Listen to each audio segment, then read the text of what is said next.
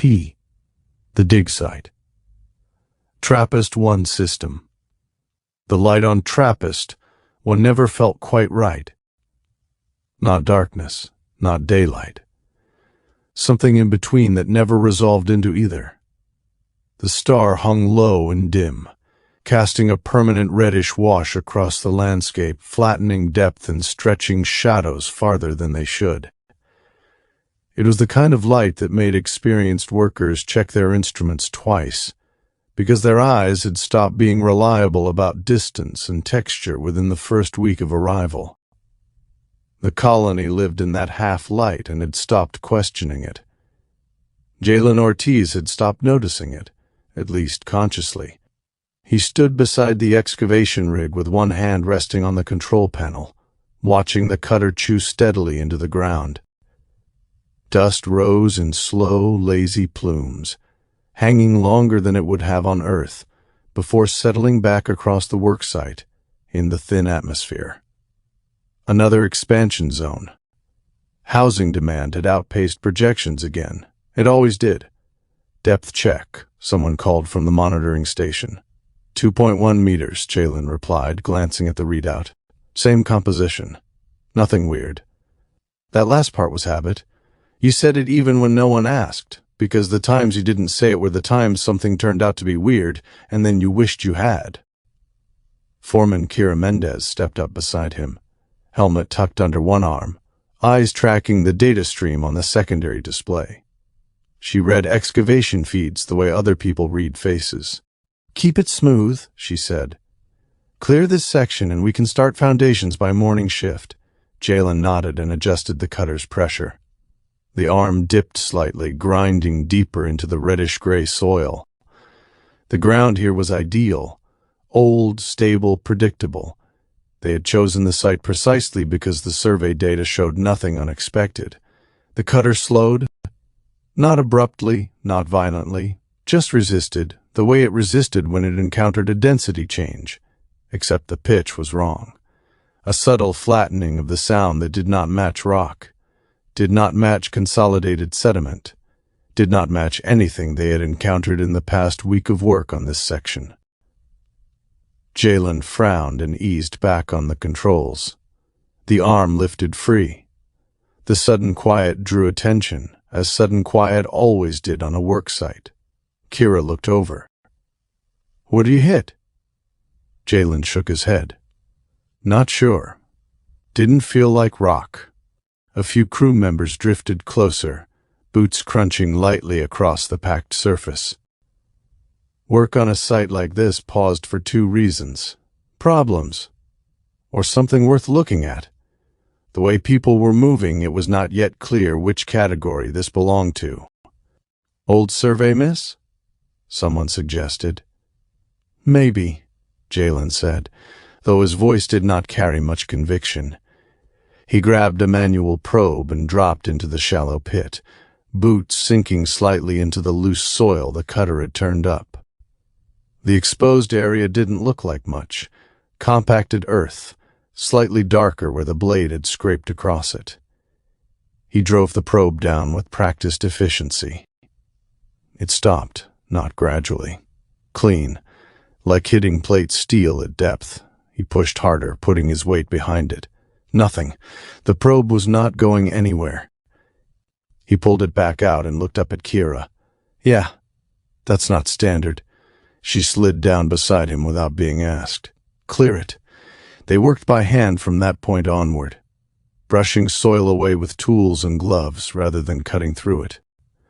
The crew above passed down work lights, and the pit filled with stark white illumination that cut cleanly through the ambient red, showing the surface below in detail the cutter's approach had not allowed.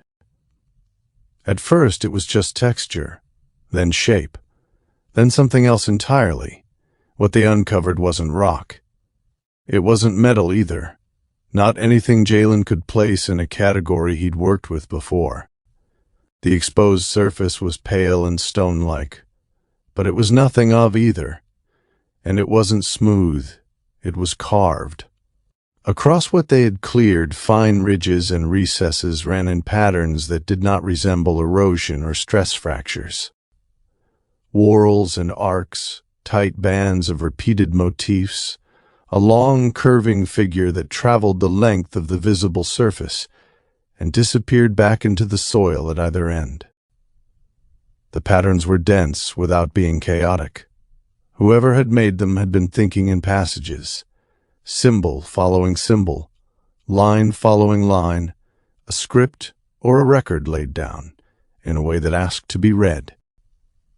Jalen ran his gloved hand across one of the patterns slowly. The ridges were precise enough that the texture registered through the glove. "Feels wrong," he said. Kira crouched lower, studying it from a closer angle. No erosion in the carvings. None at all. The patterns were as crisp as if they had been cut yesterday. Soil had filled the recesses, but the edges of the carvings themselves had not softened the way the surrounding rock had. Whatever this thing was made of, it had not aged the way anything around it had aged. They cleared more soil. The shape emerged gradually, curved, ovoid, narrower at one end and broader at the other. Long enough that two of them could have lain end to end along its surface, but compact, contained, with the proportions of a thing that had been built rather than grown. Too obviously made to be anything but deliberate. Tira straightened and called up to the surface. "Kill the rig. No heavy equipment near this section." The cutter powered down with a low, descending hum. The site went quiet in a way it had not been quiet since the morning shift started. The expanded excavation took hours.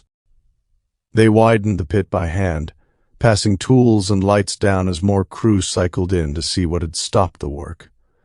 Nobody left once they had seen it. The object drew people the way things do when the mind registers something outside its available categories, and keeps returning to it, trying to find a fit that is not there. By the time the artifact was mostly exposed, the questions had shifted, not whether it was made. That had been settled the moment the patterns came clear. By whom? When? And why it had been left in the ground beneath a colony an unknown millennia before that colony had existed. It rested on something that looked like a low stone platform, partially merged with the surrounding bedrock as though the platform and the soil around it had grown together over time. The carvings continued across that lower section as well, wrapping the base in the same patterns that ran along the upper surface. Jalen stood at the edge of the pit, looking down at it. "Colony Control's going to flag this," someone said. "They already have," Kira replied, tapping her wrist console. "Live feed's been active for a while. They've been watching." Jalen did not look away from the artifact. "Any idea what we're looking at?" Kira did not answer. She had moved closer, brushing away the last thin layer of soil from a section near the broader end of the ovoid. Her hand stopped. "Come look at this." Jalen dropped back down beside her. There, just visible under the work lights, set into one of the larger carved figures, was a glyph that did not look like the others. The pattern was deliberate, distinct, and at the center of it the carving held a faint shift of color. Not steady. Just present. The way a thing is present at the edge of perception when you are not certain whether you are looking at light or remembering it. A pale teal blue, soft enough to dismiss as a reflection from the work lights.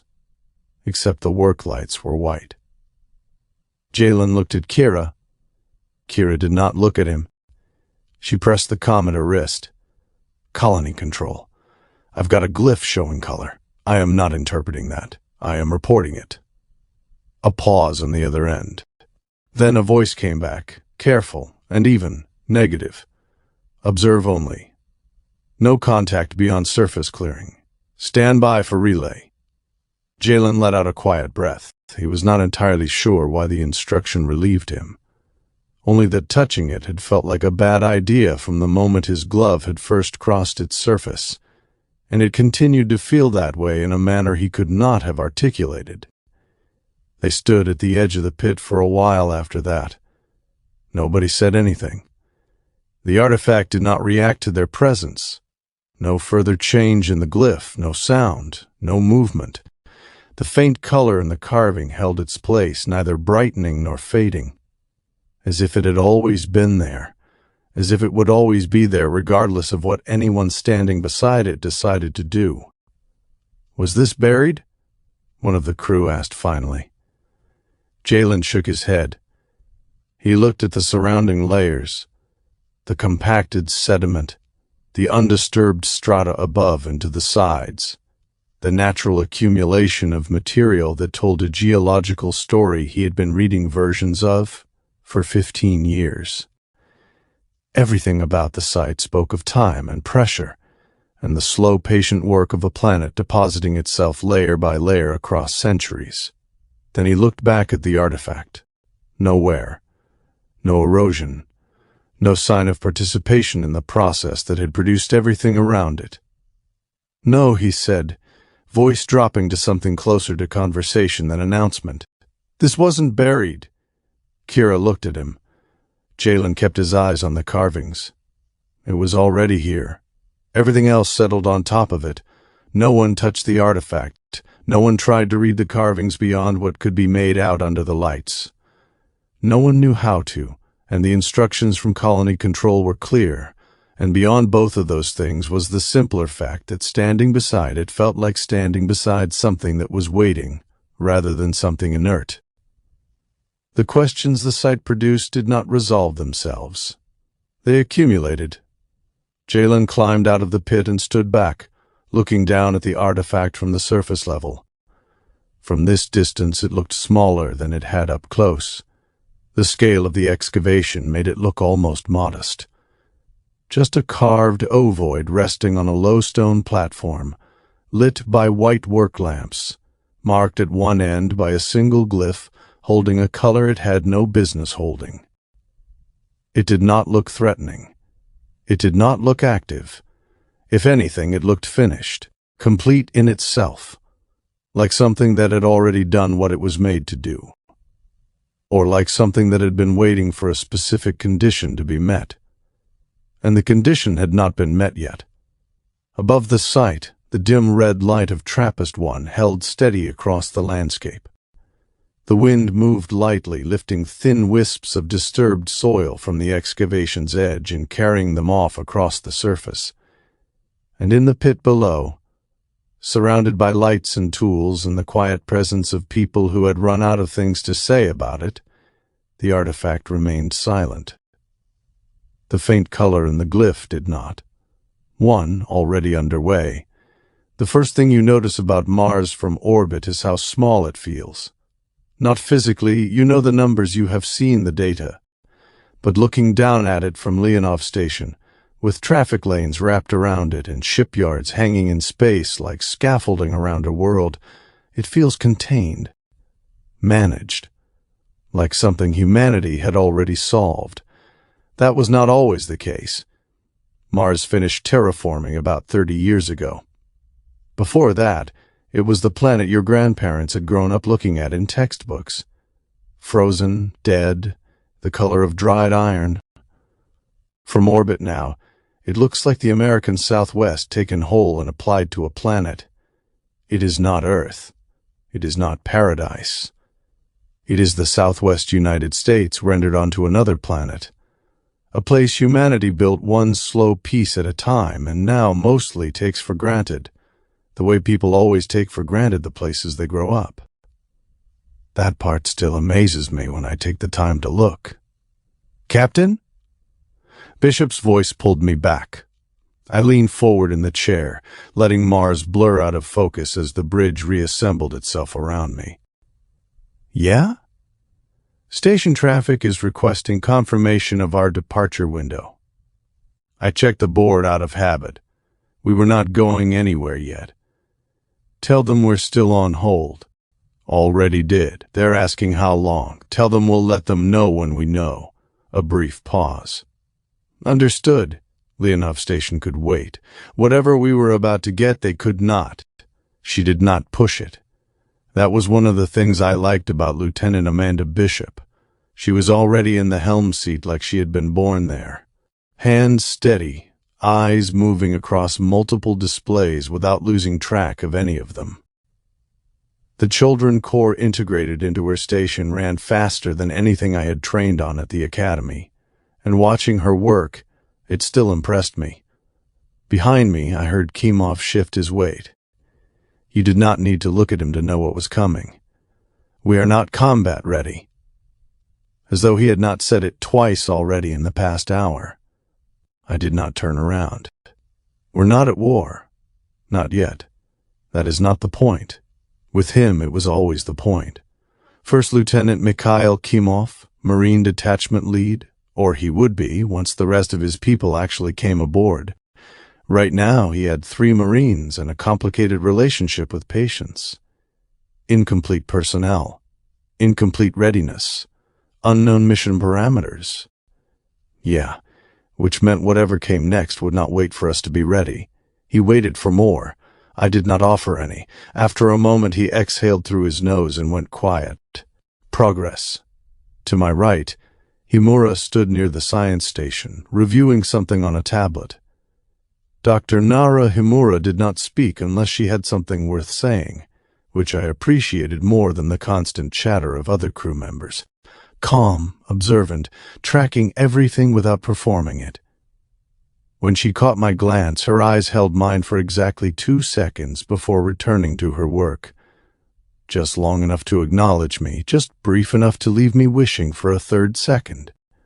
You always knew exactly where you stood with her, even when she said nothing, which, for reasons I found increasingly difficult to ignore, made it harder to look at her for too long.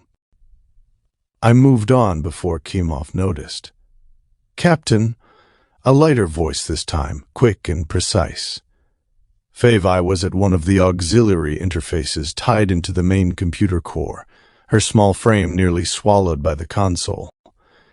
Children. First one I had ever dealt with face-to-face, well, face-to-snout. You know how they say never to play poker with them? There is a reason. Every glance from those liquid black eyes felt like she was reading my tells, cataloging my weaknesses.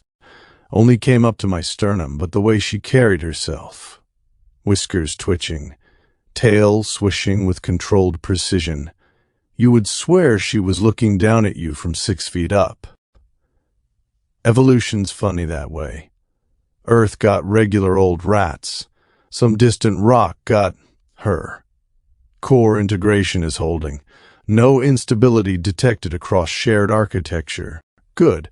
I prefer when the ship stays in one piece. She tilted her head slightly. That would be suboptimal. One way to put it. Look, we humans only have real partnerships with 2 alien species, and the children's are one of them. I'm not talking about waving hello across space. I mean actual collaboration. Their engineering is what makes Singapore tick. Most ships, 1 species only, thank you very much.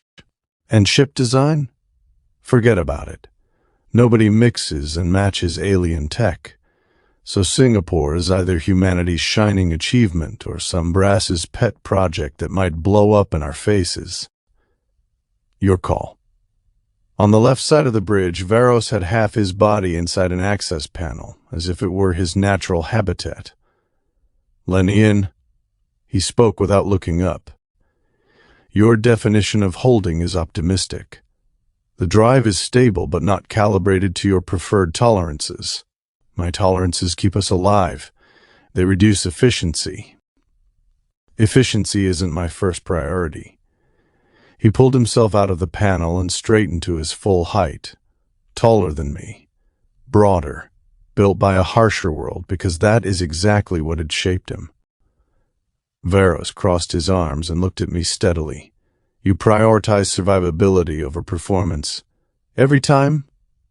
He considered that for a moment, then gave a small nod. Acceptable. From him, that was essentially a commendation. I looked around the bridge. The entire reason I had a Lenian chief engineer is that I have a prototype Lenian FTL drive on board, and Favi is my science officer, Because I have a prototype children computer system on board, which comes with them, giving me an interspecies crew. It was some politician's idea, but now I have to make it work in real life. Half my crew missing, strapped into a ship nobody has ever flown before, and Houston still has not decided what the hell we are even supposed to do. By the time those pencil pushers make up their minds, we will be halfway to the stars. And guess who gets to make the calls when that happens? That's right. Me. The guy in the hot seat with everyone watching. I'd been fast-tracked. No point lying to myself about that. My file was thick with reprimands. Exhibits disregard for protocol. Questions establish tactics. Demonstrates excessive initiative. Yet here I stood on Singapore's bridge. Someone had looked past all those black marks and seen something worth betting on. The weight of their gamble pressed against my chest every morning I woke aboard this prototype. Each decision I made would echo across light years of space before anyone could countermand me. I had become judge, jury, and potential executioner, just like Singapore herself. Neither of us belonged in a standard fleet. Neither of us had passed every test, but maybe we would prove to be exactly what was needed. I settled back into the armrests. Only thing this ship's really missing is a good chef. Varos frowned. Food preparation is not a critical system. Give it 2 weeks. Favai looked up from her console.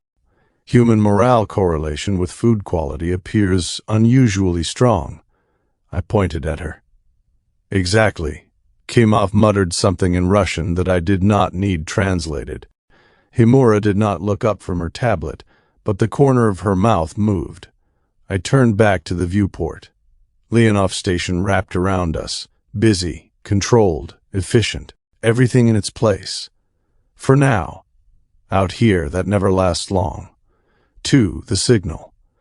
Rain hammered the reinforced glass of the command complex in sheets, blurring what remained of the skyline beyond the retaining wall. Past that wall lay the ocean, or what had become ocean over 2 centuries of rising seas and retreating coastlines. Houston had survived, but it had adapted. Human Coalition Naval Command occupied the footprint where the Johnson Space Center once stood, expanded, elevated, and hardened against a world reshaped by time and water. Remnants of the past persisted in places, preserved structures. The Apollo-era mission control absorbed like a fossil into something far larger. But the institutions surrounding them no longer looked at space as a frontier. It looked at space as territory. Inside, the storm was irrelevant. Admiral Stephen Archuleta stood at the central display with his hands clasped behind his back, watching data scroll in silence. He did not move much when he worked. He did not need to. Rear Admiral Miranda Blackwell entered without announcement. She never required one. You've already seen it, she said. It was not a question. I have. She took a position beside him, her reflection faint in the display glass as the incoming data refreshed across the screen. Trappist system. Housing expansion site. Construction crew on routine excavation.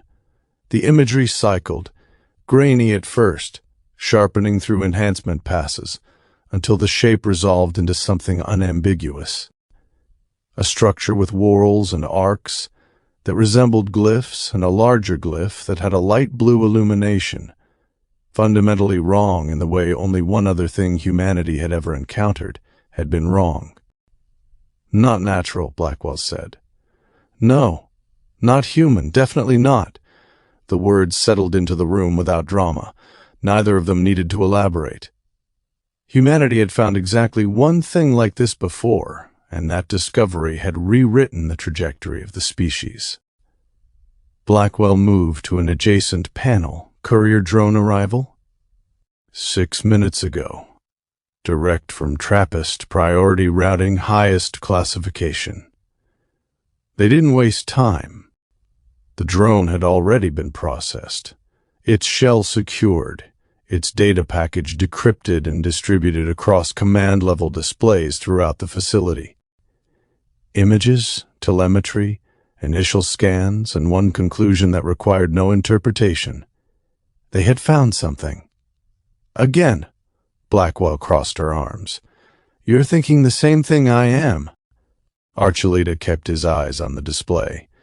That if we found it, someone else will too. That window's already closing. It is. Outside, lightning flared against the storm clouds, briefly silhouetting the retaining wall that held the ocean at bay. Inside, the decision had already formed. It simply hadn't been spoken. Blackwell broke the silence. Who do you send? Archuleta allowed himself a brief pause. Not hesitation, but the stillness of a man organizing a conclusion he had already reached. Singapore? Her expression shifted. She isn't combat-rated. She is sufficient. She is in position. And she is the only ship in the inventory that will not require us to declare to 4 other species that we are running an operation in disputed space. Blackwell absorbed it. Captain Hansen, she studied him. You're certain I picked him for that ship 6 months ago. I am not revisiting the decision because the mission has gotten harder. 6 months ago you picked him for a shakedown cruise. I picked him knowing what the ship was, and knowing she would eventually be asked to do something the rest of the inventory could not. The shakedown was the cover. This is the mission I was holding her for. That landed somewhere between them. Fast-tracked, she said. Yes. Unconventional. Yes. Still operating under the impression he's right more often than the record strictly supports. He usually is. She allowed a dry smile. That's not always a comforting quality. No, but it's a useful one. She turned back to the rotating image of the structure on the display. You knew him at the academy. I did. Before command, he wanted carriers. Strike pilot track. Blackwell nodded. What changed? I did. The room held that for a moment. Not because of the storm, but because of the weight of what followed it. The academy occupied the same ground the old space center once had, its bones preserved beneath decades of expansion. Archuleta had encountered Hansen there, not in classrooms, not in formal assessments, but in simulators and crisis exercises, in the scenarios designed to fracture composure and expose instinct. That was where Hansen had distinguished himself, not by following procedure, by ignoring it productively. He wasn't the best student, Archuleta said. I've read the file. Then you know he barely cleared academic thresholds in several areas, and outperformed the entire cohort in applied scenarios. She did not frame it as a defense. Just a fact. It was in the record. He approaches problems from angles that don't always make sense until they work. He doesn't explain his reasoning clearly, but his reasoning gets him there. And on the strength of that, you gave him a command. I gave him that command. Specifically, Archuleta's tone did not change, but the precision sharpened. He was not the consensus pick. The board had 3 other names ahead of him. I overrode them. Singapore is in his hands because I put her there, against the recommendation of officers whose careers do not depend on the ship returning. Blackwell looked at him. And yours does. If she fails, the prototype program fails. If the prototype program fails, the multi-species integration initiative fails. If that fails, the strategic posture I have spent 11 years arguing for is adjusted retroactively into something the historians will be polite about. A small, dry pause. I will retire on schedule. I will not retire as the man who was right. That's a precarious foundation. So is sending the wrong person. Blackwell exhaled. You're pairing an unconventional officer with an unconventional ship on a mission with non-trivial diplomatic exposure, which is why I am also pairing him with Hernandez. That stopped her. Claudia Hernandez, Agincourt's second officer, reassigned to Singapore as of an hour ago. The XO posting is hers. Agincourt won't release her. Agincourt has been instructed to release her. The order went out before this drone arrived. I anticipated needing her once the deployment scenario surfaced. You're pulling her off a carrier billet. I am. Blackwell looked at him. Agincourt is one of 6 carriers in the fleet. Second officer, there is not an ordinary line entry, which is why she earned it, and why she will recognize the Singapore posting for what it is. Archuleta's tone did not shift. The fleet has 6 carriers. We do not have a way to fight a war with carriers alone, and the next conflict will not be one where carriers are the decisive variable. Singapore is. I am moving the right person to where the question is. Blackwell considered it. Hernandez and Hansen are not alike, they are not. That is the point. Archuleta turned slightly toward her. Hansen improvises. Hernandez does not. Hansen finds the answer the situation rewards. Hernandez finds the answer the regulations support. Together they generate friction in a controlled direction. He looked back at the display. I am not sending an officer alone into something I cannot model. I am sending one I trust to invent, paired with one I trust to insist on the structure he will be tempted to abandon. Either of them alone, I lose the asset. Together the asset is balanced. He won't like it. He doesn't have to like it. He has to work with her. And she won't like it either. She will accept it. An XO posting on a prototype with an active operational mission is, in her file, a step up from second officer on Agincourt, and not one she would refuse, even leaving a carrier to take it. Blackwell allowed herself a longer look at him. You've thought about this? For some time. Deep in the facility, a secondary alert sounded as the final data package from the courier drone finished processing. Time was already moving in one direction. Blackwell straightened. Then say it. Deploy Singapore. He turned back to the console without pause. Transmit orders to Leonov Station. Priority routing. Confirm Hernandez has reported aboard before the deployment order acknowledges. Already queued, an operations officer said. Send it.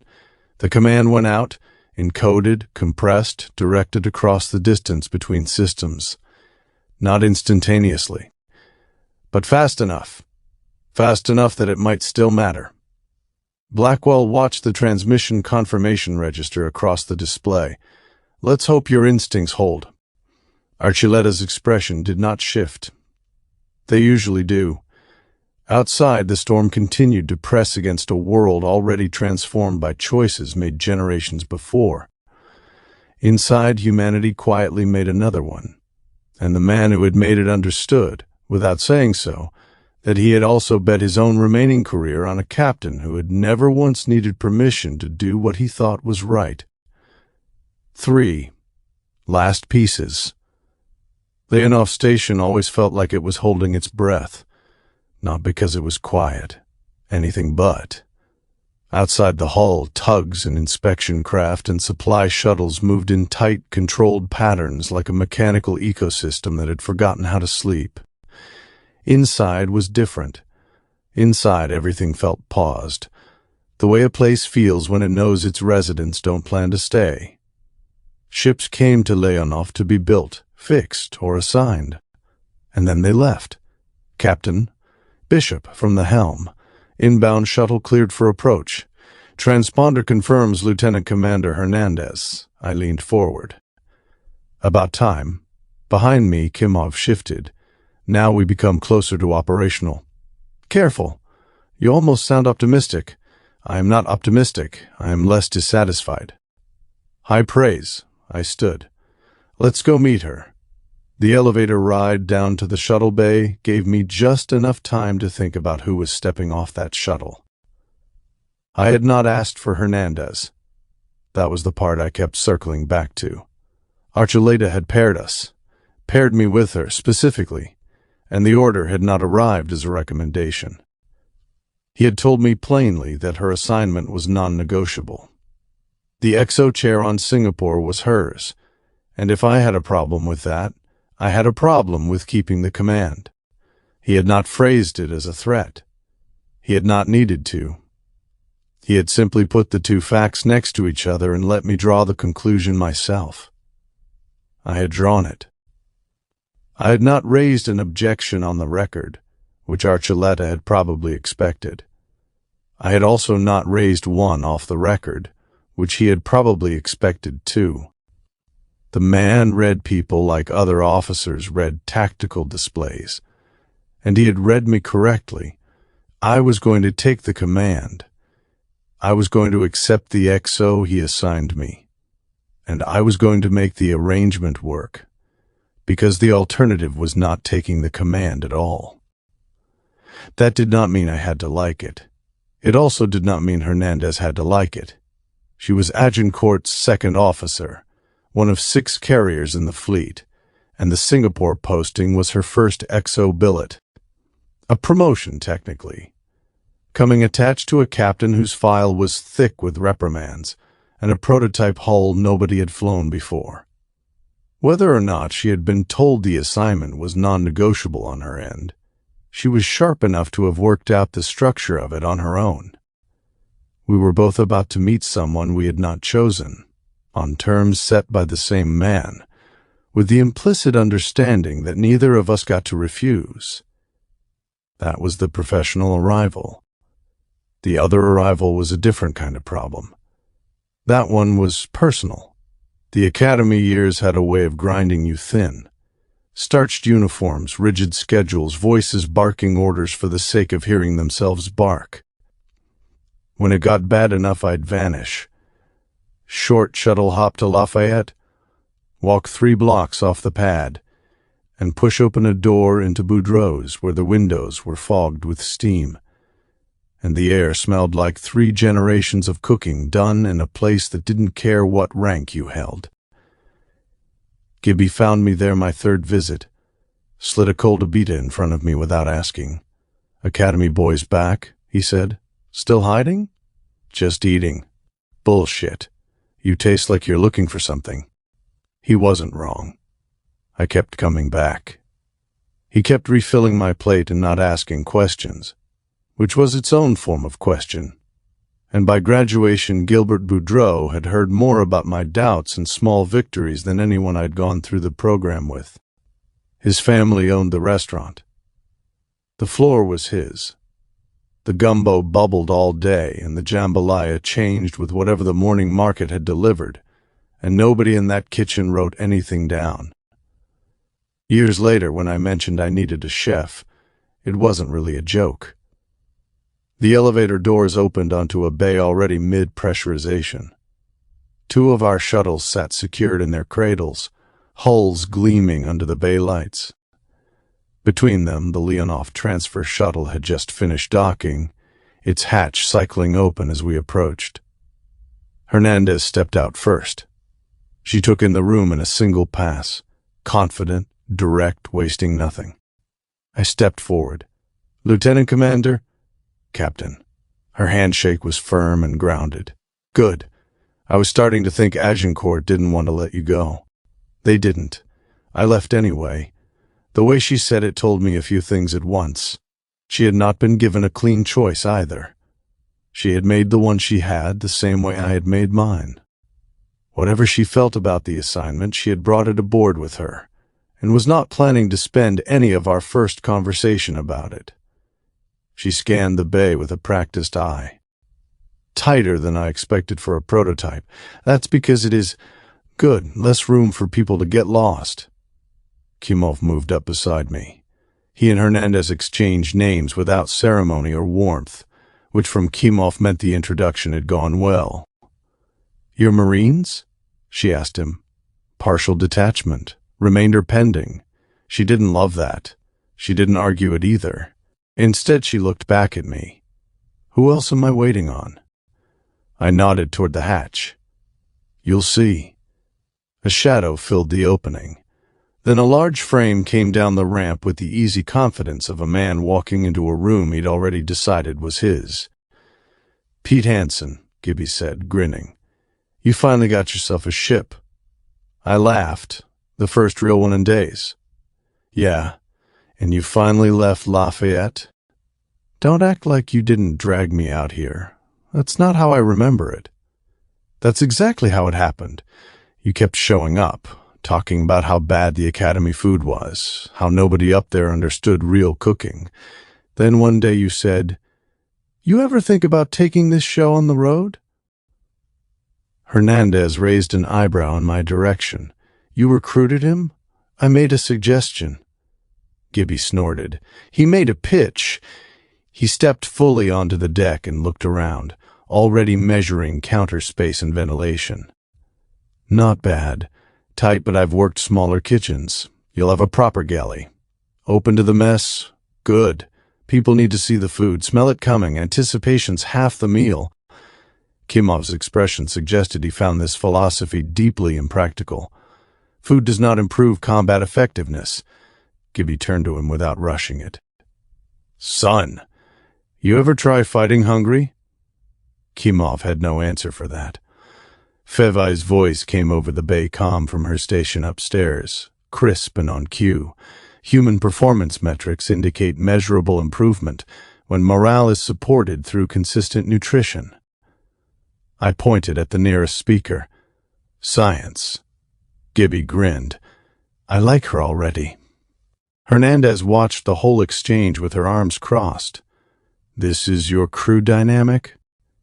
You're catching us on a good day." Gibby leaned toward me, not quite keeping his voice down. "So which one's the doctor?" I closed my eyes. "You've been aboard for 5 seconds, and I already need to know. Ships need doctors.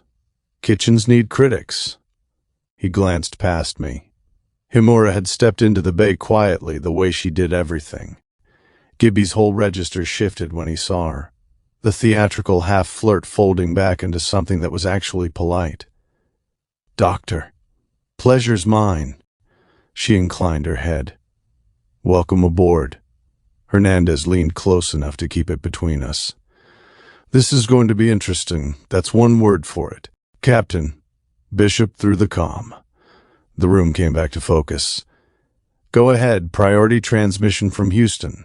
15 minutes old." There it was. I'd been waiting for it for most of a day, and now that it was here, I felt the specific kind of quiet that arrives when a waiting room stops being a waiting room. I glanced at Hernandez. "Right on schedule." Then, louder, bridge. We moved fast. Elevator, corridor, the crew filing into position with a coordination they hadn't earned yet, but were already beginning to borrow from each other. I dropped into the chair. For the first time since we'd docked at Leonov, the bridge felt the right kind of full. "Let's hear it." Encryption handshake. Authorization confirmed. Admiral Archuleta appeared on the display, and he didn't waste time on preamble.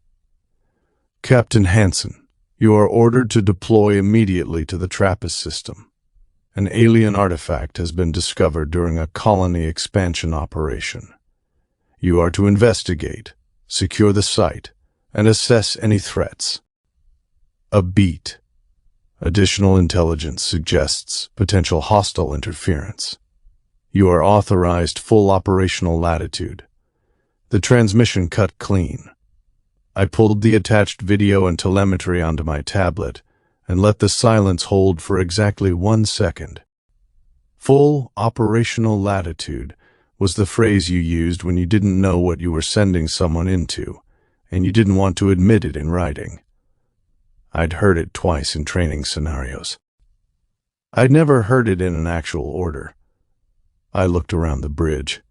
Hernandez already sliding into the chair to my left. Bishop at the helm running pre-flight queries without waiting to be told. Kimov with his weight shifted and his hands free. Fevai and Varos at their stations. Himura steady at the science rail, tablet already tilted for a new feed.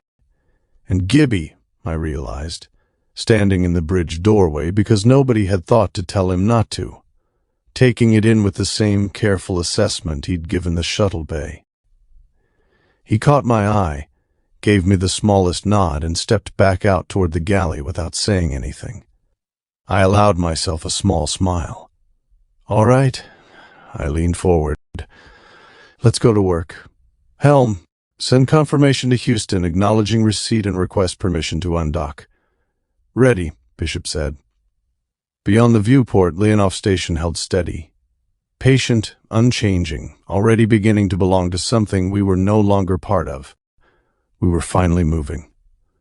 4. First contact. Dropping out of FTL never felt smooth.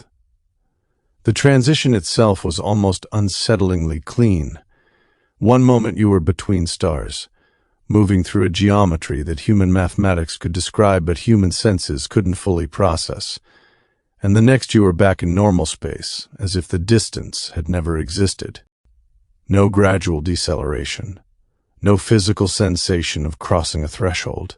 Just the before and the after, separated by nothing you could name. It was the context shift that hit you. Reality snapped back, and whatever you came here for was suddenly present rather than theoretical. Reversion complete, Bishop said. We're in the Trappist system. I leaned forward. Give me a visual. The forward display stabilized as the children processors resolved the incoming data. Starfields settling into familiar patterns. The dim red bleed of Trappist 1 washing across the right edge of the screen. Warmer than the reports had suggested. More persistent. Then the planet resolved out of the noise, assembling itself into something that looked like a place rather than a set of coordinates. Frontier world. Thin atmosphere, gravity running about 83% of Earth standard. Surface lights scattered across the dark side in clusters. The colony footprint. The places where people had decided this was far enough and started building. Not extensive, not impressive from up here, but enough to call home, which meant enough for people to be dying on it right now, if the distress signal we'd caught on approach was telling the truth. I was still cataloging surface geography when Bishop's tone shifted. Captain, we're receiving a distress call. How old?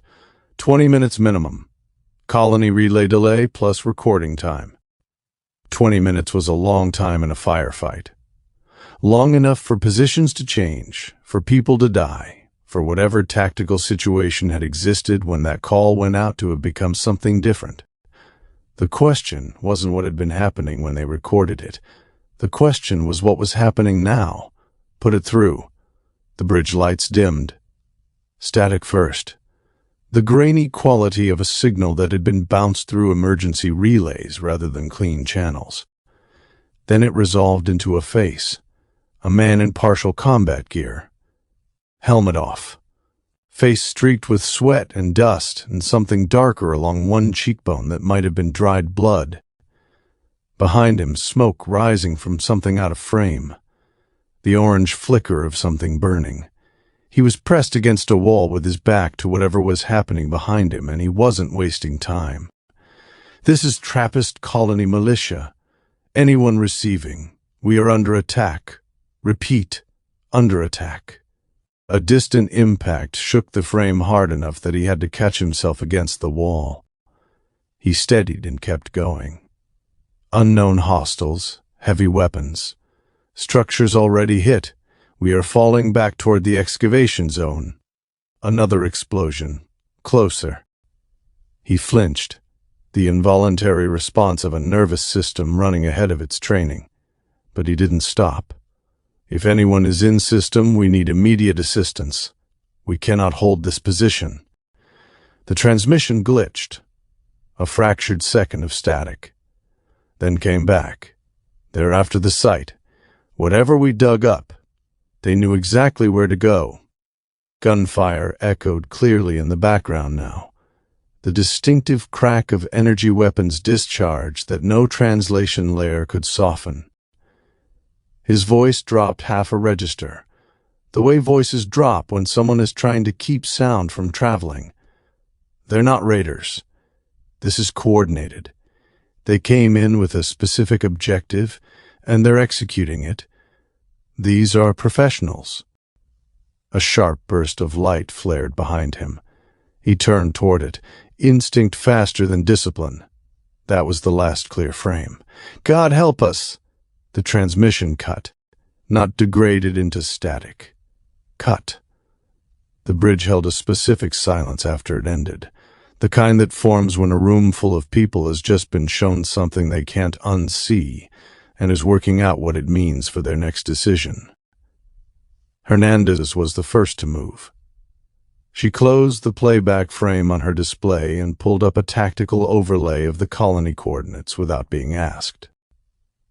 Executive Officer Reflex, the impulse to convert what you'd just seen into something you could act on before the weight of it settled. I appreciated it.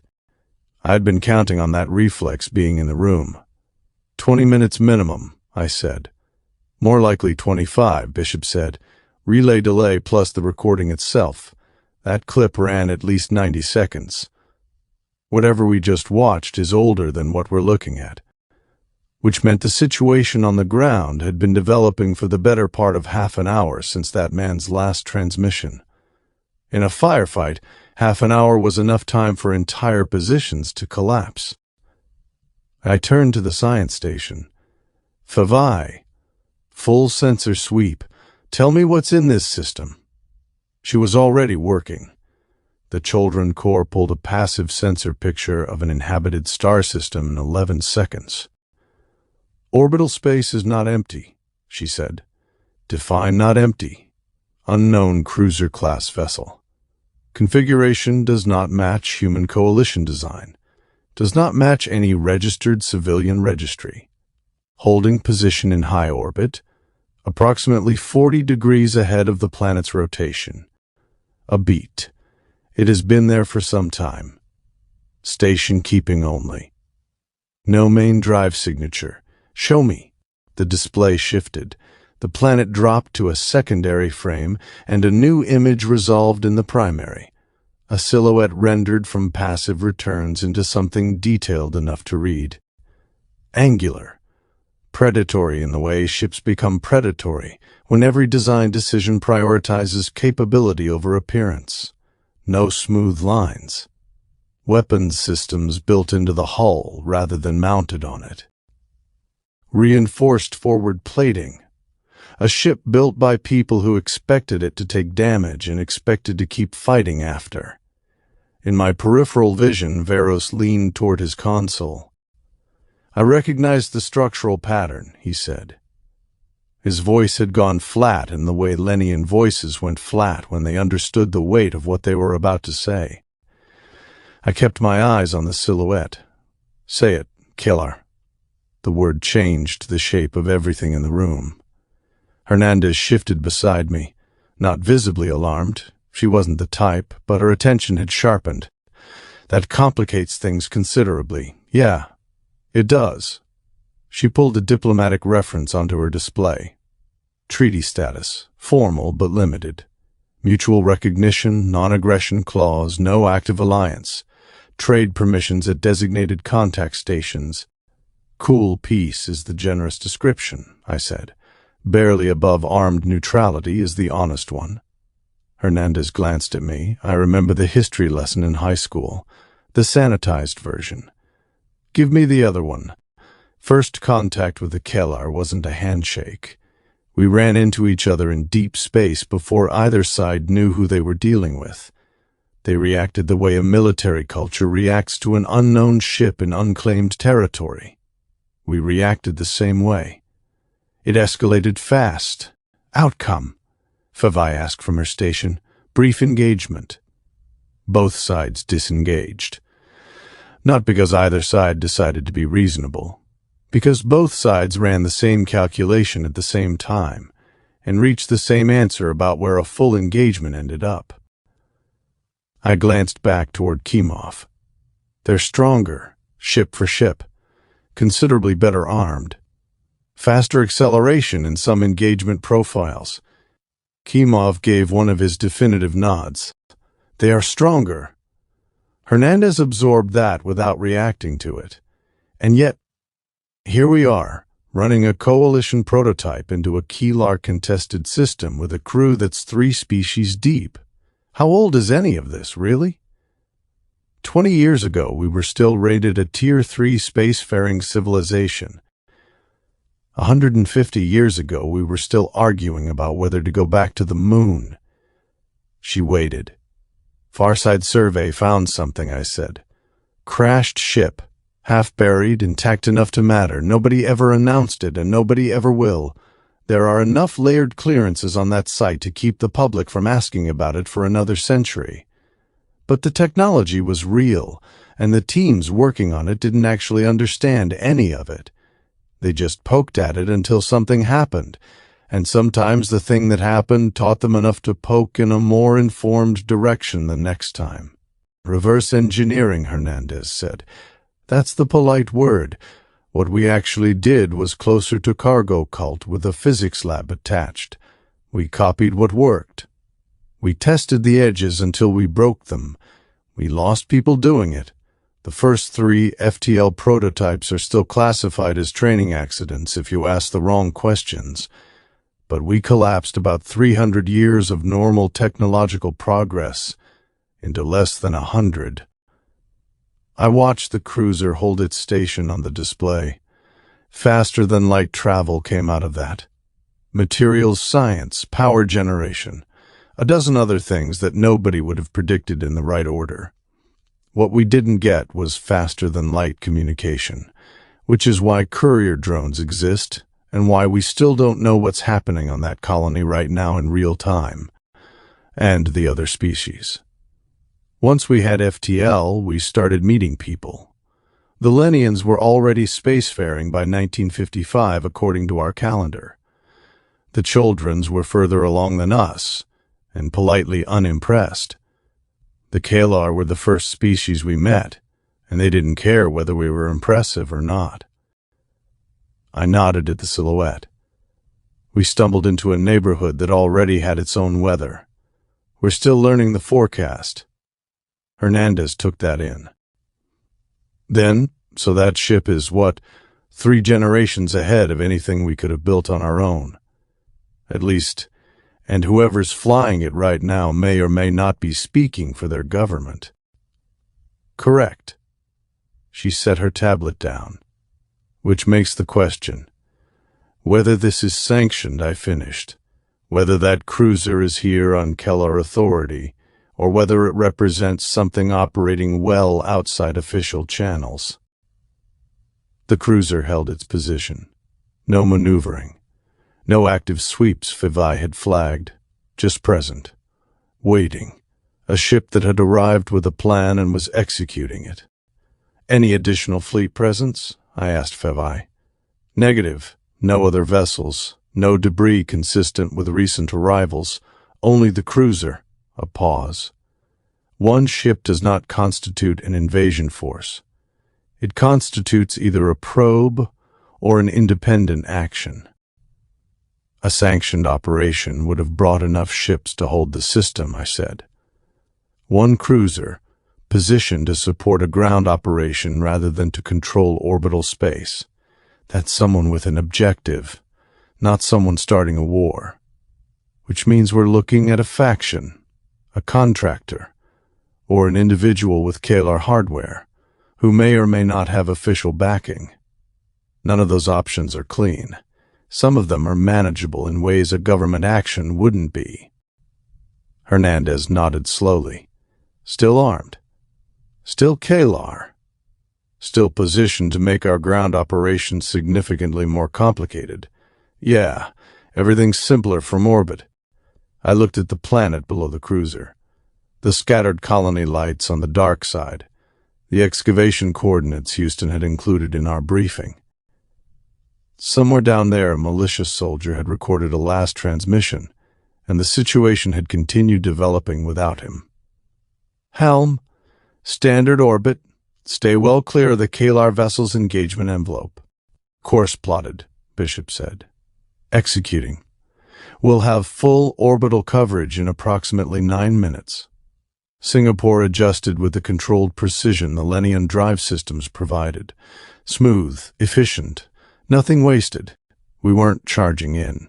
Charging in was how you turned a complex situation into a catastrophic one. We were establishing position, getting eyes on the full picture, making decisions from information rather than from urgency. 9 minutes in standard orbit while a colony burned was 9 minutes I didn't love spending. But 9 minutes of good intelligence was worth considerably more than the alternative. "Favai," I said, "while we're coming around, full surface analysis of the colony site, population density, structural layout, the excavation zone specifically, and any heat signatures consistent with weapons discharge or recent fire." Processing. I stood and stretched, more about clearing my head than my muscles. "Hernandez, you'll read on the cruiser's positioning?" She studied the tactical display. "High orbit, behind the planet's rotation relative to the colony. Not enough firing solution on the surface right now. It would need to maneuver to engage ground targets, but it's positioned to intercept anything trying to leave the system. A beat. It's a blocking position. Whoever's on the ground isn't meant to leave without going through that cruiser. Or it's covering an extraction. Something comes up from the surface, the cruiser provides escort." I looked at the silhouette. Either way, it's not neutral. It's part of the operation. Kimov had moved up beside the tactical display without being asked. The militia transmission said they knew exactly where to go. This was not opportunistic. They came with specific intelligence about the excavation site. 5. Contact. The shuttle rattled just enough on descent to remind you this wasn't a simulation. Not violent, not unstable, just real in the way that mattered. 2 clicks out, Bishop said from orbit. "Best landing zone given terrain and enemy position." "Copy." Through the angled windshield, the surface came into focus. Rocky, uneven, dust skating low across the ground. No infrastructure, which was exactly why we'd picked it. Behind me, Kimov and the Marines ran final checks in silence. Magazines seated, seals locked, weapons secured and released again, muscle memory confirming what they already knew. I did not turn around. I did not need to. "Visual on the site?" Kimov asked. "Negative. Terrain's blocking it. That's about to change." I brought the shuttle down slow and controlled. No drama? We touched down, dust billowing up around us. "Go?" The hatch popped. Pressure equalized. Kimov moved first, Marines behind him. I pulled my rifle from the mount and stepped out into the thin air. Gravity was light but present. "Good enough." I cleared the shuttle by 2 steps and turned, signaling with one hand. "Spread. Low profile. Advance." Kimov relayed it without a word. They fanned out in tight formation, controlled spacing, and we moved into the terrain. The landscape worked both ways, plenty of cover, plenty of blind spots. We advanced in short bounds, one element moving while the other covered. Standard, efficient, nothing wasted. The first sound reached us before the first visual. Distant gunfire carried flat across the surface. I dropped behind a rock outcrop and raised the rifle. Kimov slid in beside me and signaled. "Contact ahead, multiple." I leaned just enough to see. They weren't militia, weren't defenders, brown dwarfs. You did not need a uniform to recognize them. You recognized the way they moved. Loose structure, mixed gear, different species operating together with just enough mutual trust to stay functional under fire. Humans, Lenians, and one figure that stopped me cold, Kilar. Up close, they were something else entirely. Tall and broad, fur along the shoulders and neck, forward-weighted posture, digitigrade legs carrying an upright frame with predatory ease.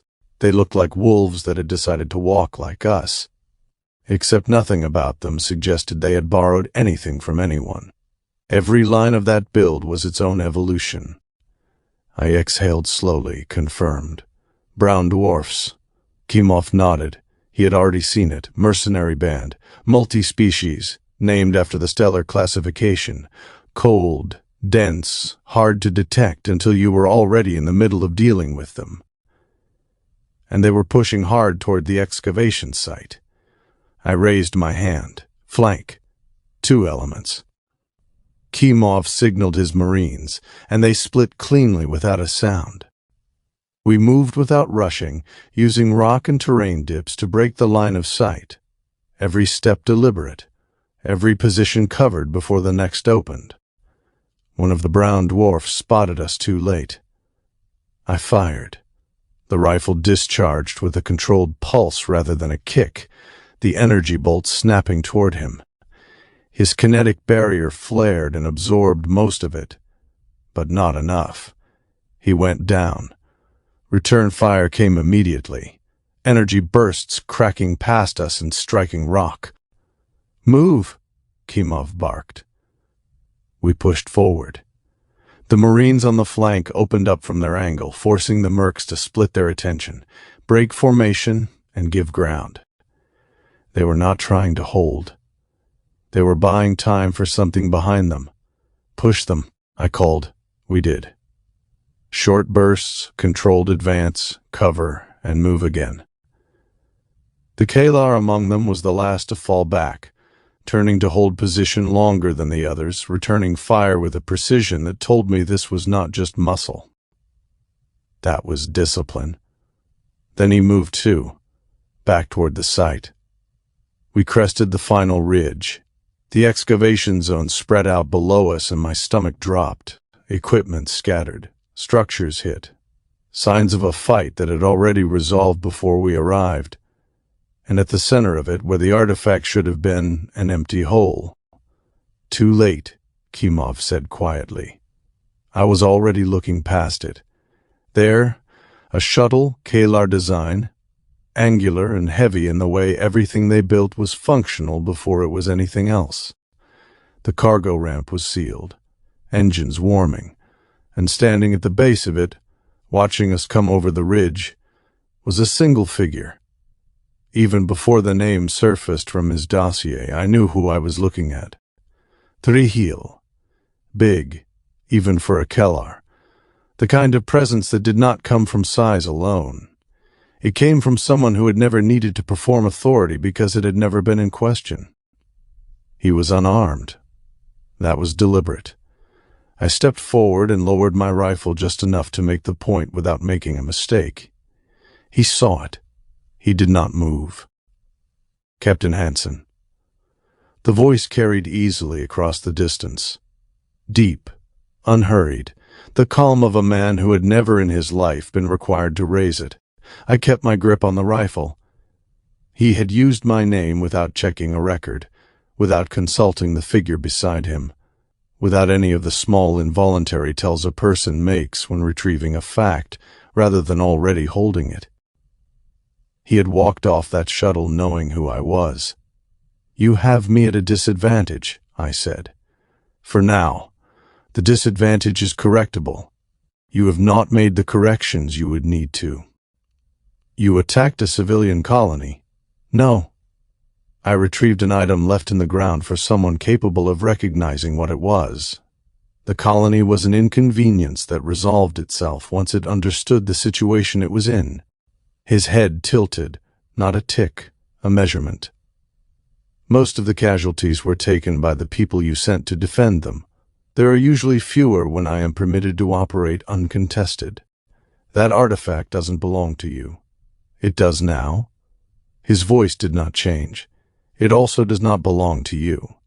The distinction matters less than your government has trained you to assume." Behind him, the engines climbed in pitch. Every second he gave me was a second he had calculated he could afford. I tried the thing I actually needed to know. "You're not acting for your government." His eyes narrowed by a fraction. "Not anger, recognition. Neither are you. That was confirmation enough. Independent actor, or close enough that the distinction did not matter right now." He took one step sideways from the ramp. Not toward me. Establishing that the conversation would end on his timing rather than mine. "You arrived faster than I expected," he said. "That is a piece of information about your ship and about the people who built it that I now have. You will arrive faster again the next time. I have already accounted for it. Next time, I said, we won't be this far behind. He paused. Then the thing at the edge of his expression that was not quite a smile. I would prefer you closer, he said. Your distance is the only variable I cannot use. Step into the room, Captain. We will see what you bring with you. The way he said it did not sound like an invitation. It sounded like a man arranging a scenario he had already won. He turned without hurry, walked up the ramp, and the seal closed behind him. Contact! One of the Marines called from my left. Fall back, I ordered, already moving. The shuttle lifted hard, blast wash exploding outward as it cleared the ground and angled toward orbit. I was already running. Captain! Hernandez's voice cut through the comm, sharp and clear. Go! The cruiser is moving. Intercept vector with that shuttle. Of course it was. We're pulling out now. Back to the shuttle. Move. No more controlled bounds. Just speed. Weapons up. Eyes scanning for pursuit that never materialized. We covered the ground fast and hit the shuttle hard. Go! Go! Klimov drove the Marines through the hatch, and I was in the pilot's seat before the pressure cycle finished. Hold on. We lifted. Hard this time. No finesse. Just thrust. The ground dropped away, and I pushed us up toward orbit at the edge of what the frame would tolerate without complaint. Captain Hernandez again, go. The cruiser just jumped. FTL. I let out a slow breath and kept climbing. Too late. Again, we broke orbit, and I pulled us level, the colony visible below. Damaged, burning in places, diminished. Ahead of us, the trail Three-Heel had cut through this system was already cold, but not gone. He had used my name. He had walked off his shuttle without a weapon because he had decided, before I crested the ridge, that I would not shoot him in the moment we met. He had been right about that. It was the part of being right that was going to keep me up later. 6. Crossroads. Orbit always feels quieter after a fight. Not physically. The ship stays alive around you. Systems humming, crew moving, data flowing. But mentally everything slows just enough for it to catch up. What happened? What you missed? What comes next? I stood at the head of the Situation Room table with my hands resting on the edge as the command staff settled in around me. Hernandez to my right, Klimov across, Fevai and Varos already pulling data into the center display. Himura positioned herself slightly back from the table, not removed from it, observing. That was her way. Nobody spoke. They were waiting for me. All right, let's break it down. The display populated with shuttle cam footage overlaid against Fevai's sensor data, the excavation site, the mercenaries, the shuttle, Three-Heel's face frozen mid-frame with the stillness he seemed to carry everywhere. Brown dwarfs confirmed. Multi-species unit. Organized, coordinated, disciplined, Klimov said. Not amateurs. Fevai adjusted the overlay, highlighting movement patterns and firing arcs. Their objective was extraction, not engagement. We were never the primary concern, which means they went in knowing exactly what they were after, Hernandez said, arms crossed. Which means they had intelligence going in. Klimov leaned forward slightly, or someone provided it. I did not disagree. That thread needed pulling, but not yet. I tapped the display and brought Three-Heel's image forward. Even frozen, he had presence. The kind that did not require movement to assert itself. Let's talk about him. Varos shifted. Recognized name among Kalar of high standing. He is also something else, Fevai said, with the precision she used when choosing words carefully. A Concord warden. That landed on the room like a dropped tool. Hernandez frowned. That doesn't line up with any of this. No, it doesn't. Fevai stepped closer to the display. Concord wardens operate outside traditional command structures.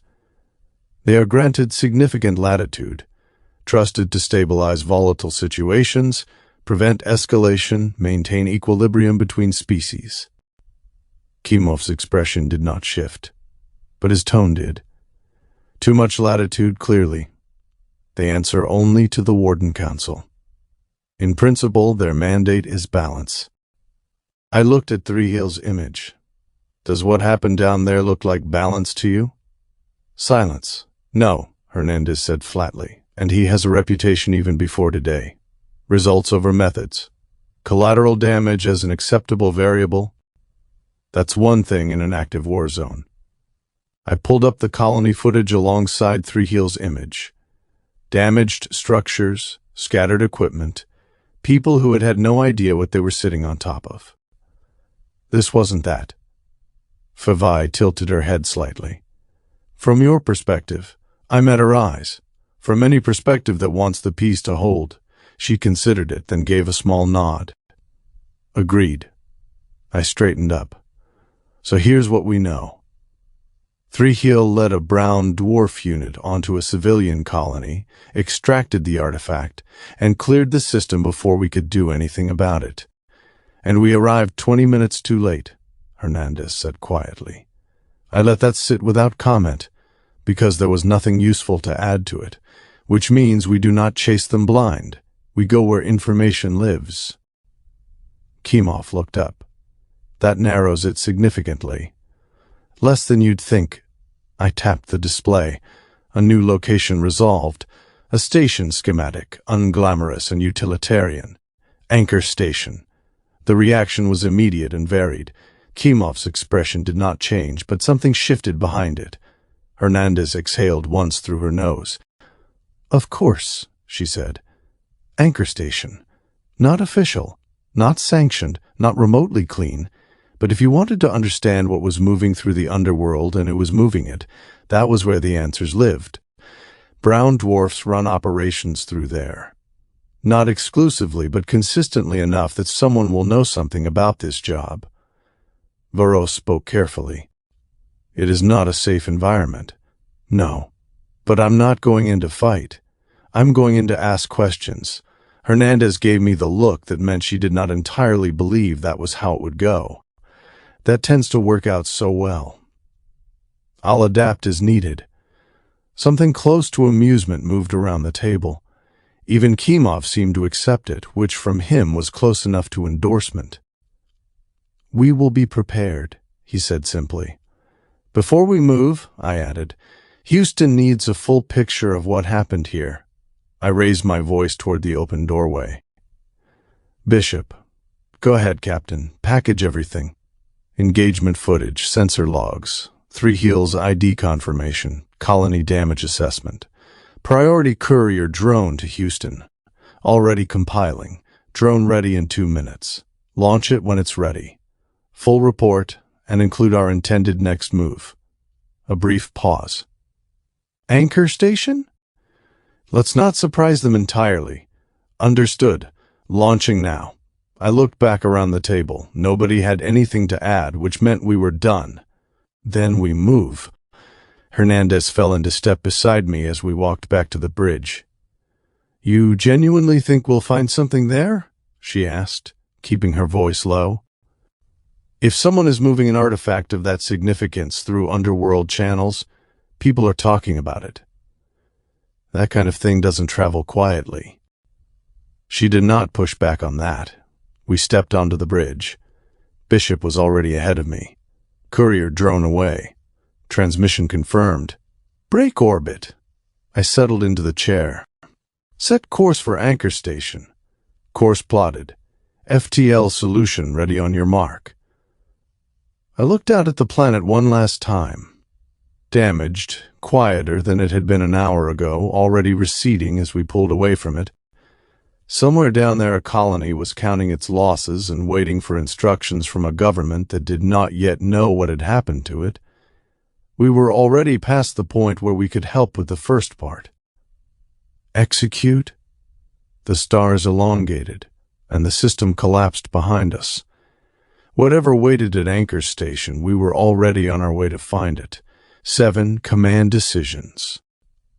Rain fell over Houston in steady, relentless sheets. Not a storm in any dramatic sense. No thunder, no lightning, just the kind of persistent, heavy rainfall that had become unremarkable over 2 centuries of rising seas and adapted coastlines.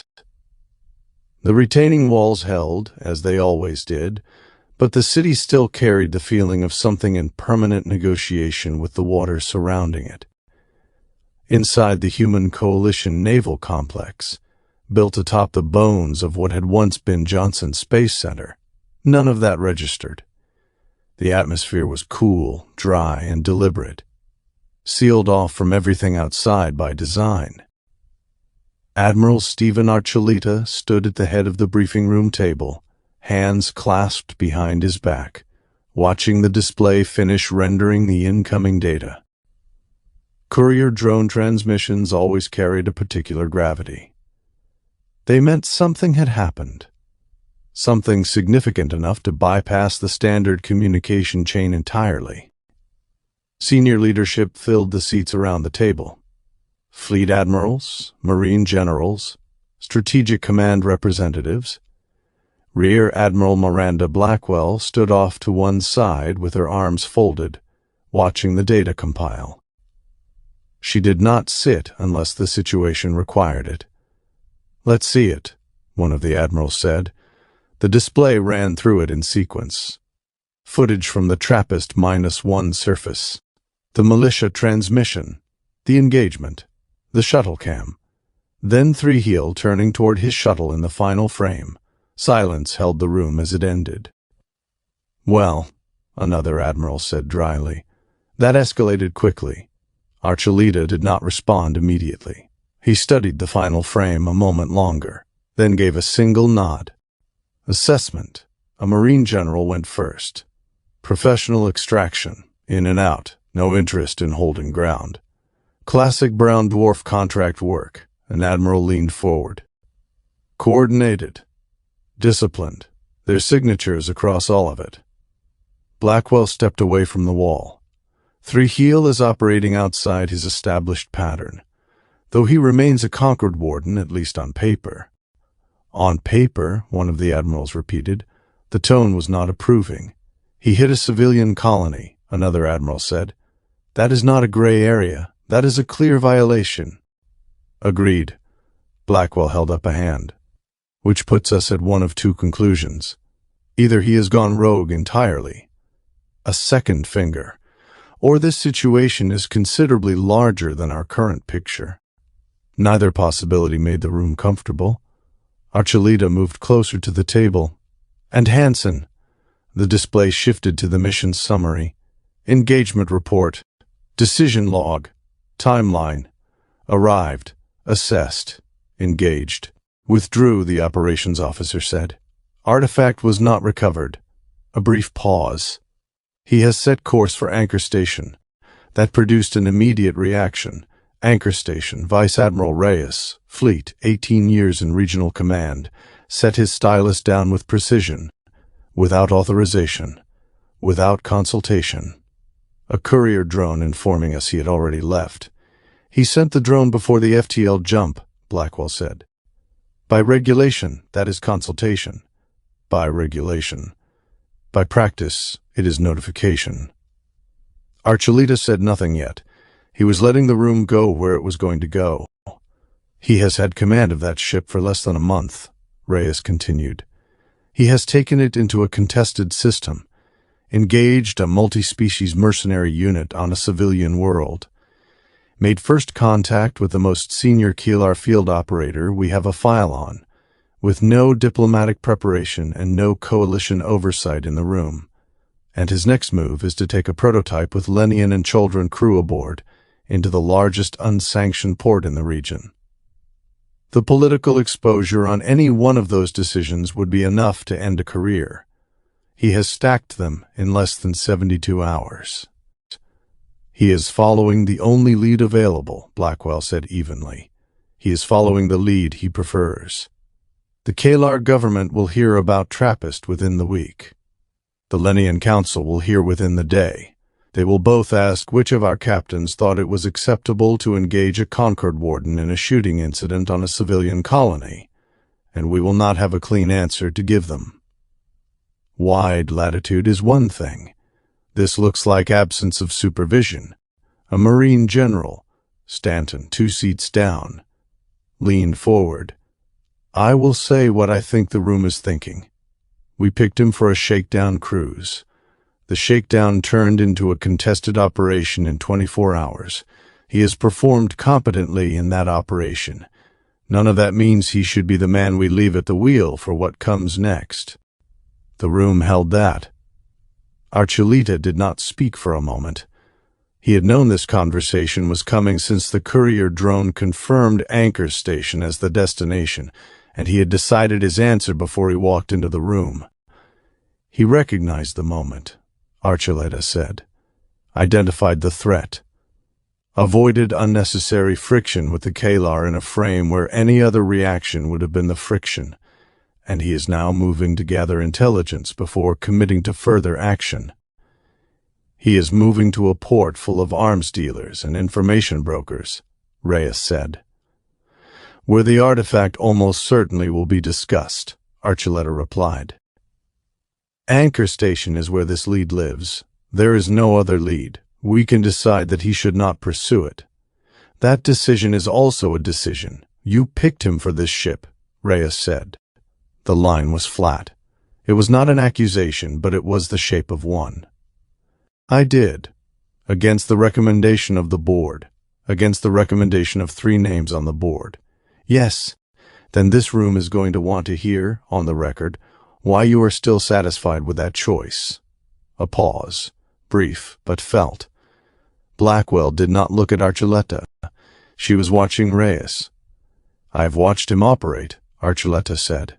At the academy. In the field. He does not follow the expected path. That is not a criticism.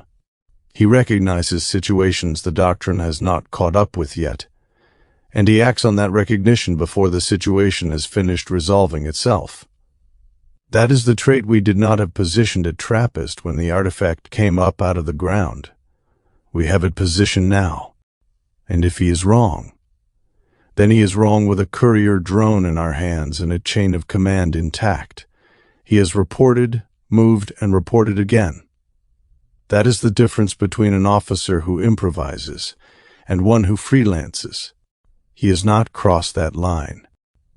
He is approaching it. He is operating up against it. That is the line he was put there to operate up against. Stratton tilted his head, and the Lenian and children on his crew are aboard a vessel under coalition flag in pursuit of an artifact stolen from a coalition colony. That is the cleanest answer their councils are going to get from anyone in this conversation. The room absorbed that.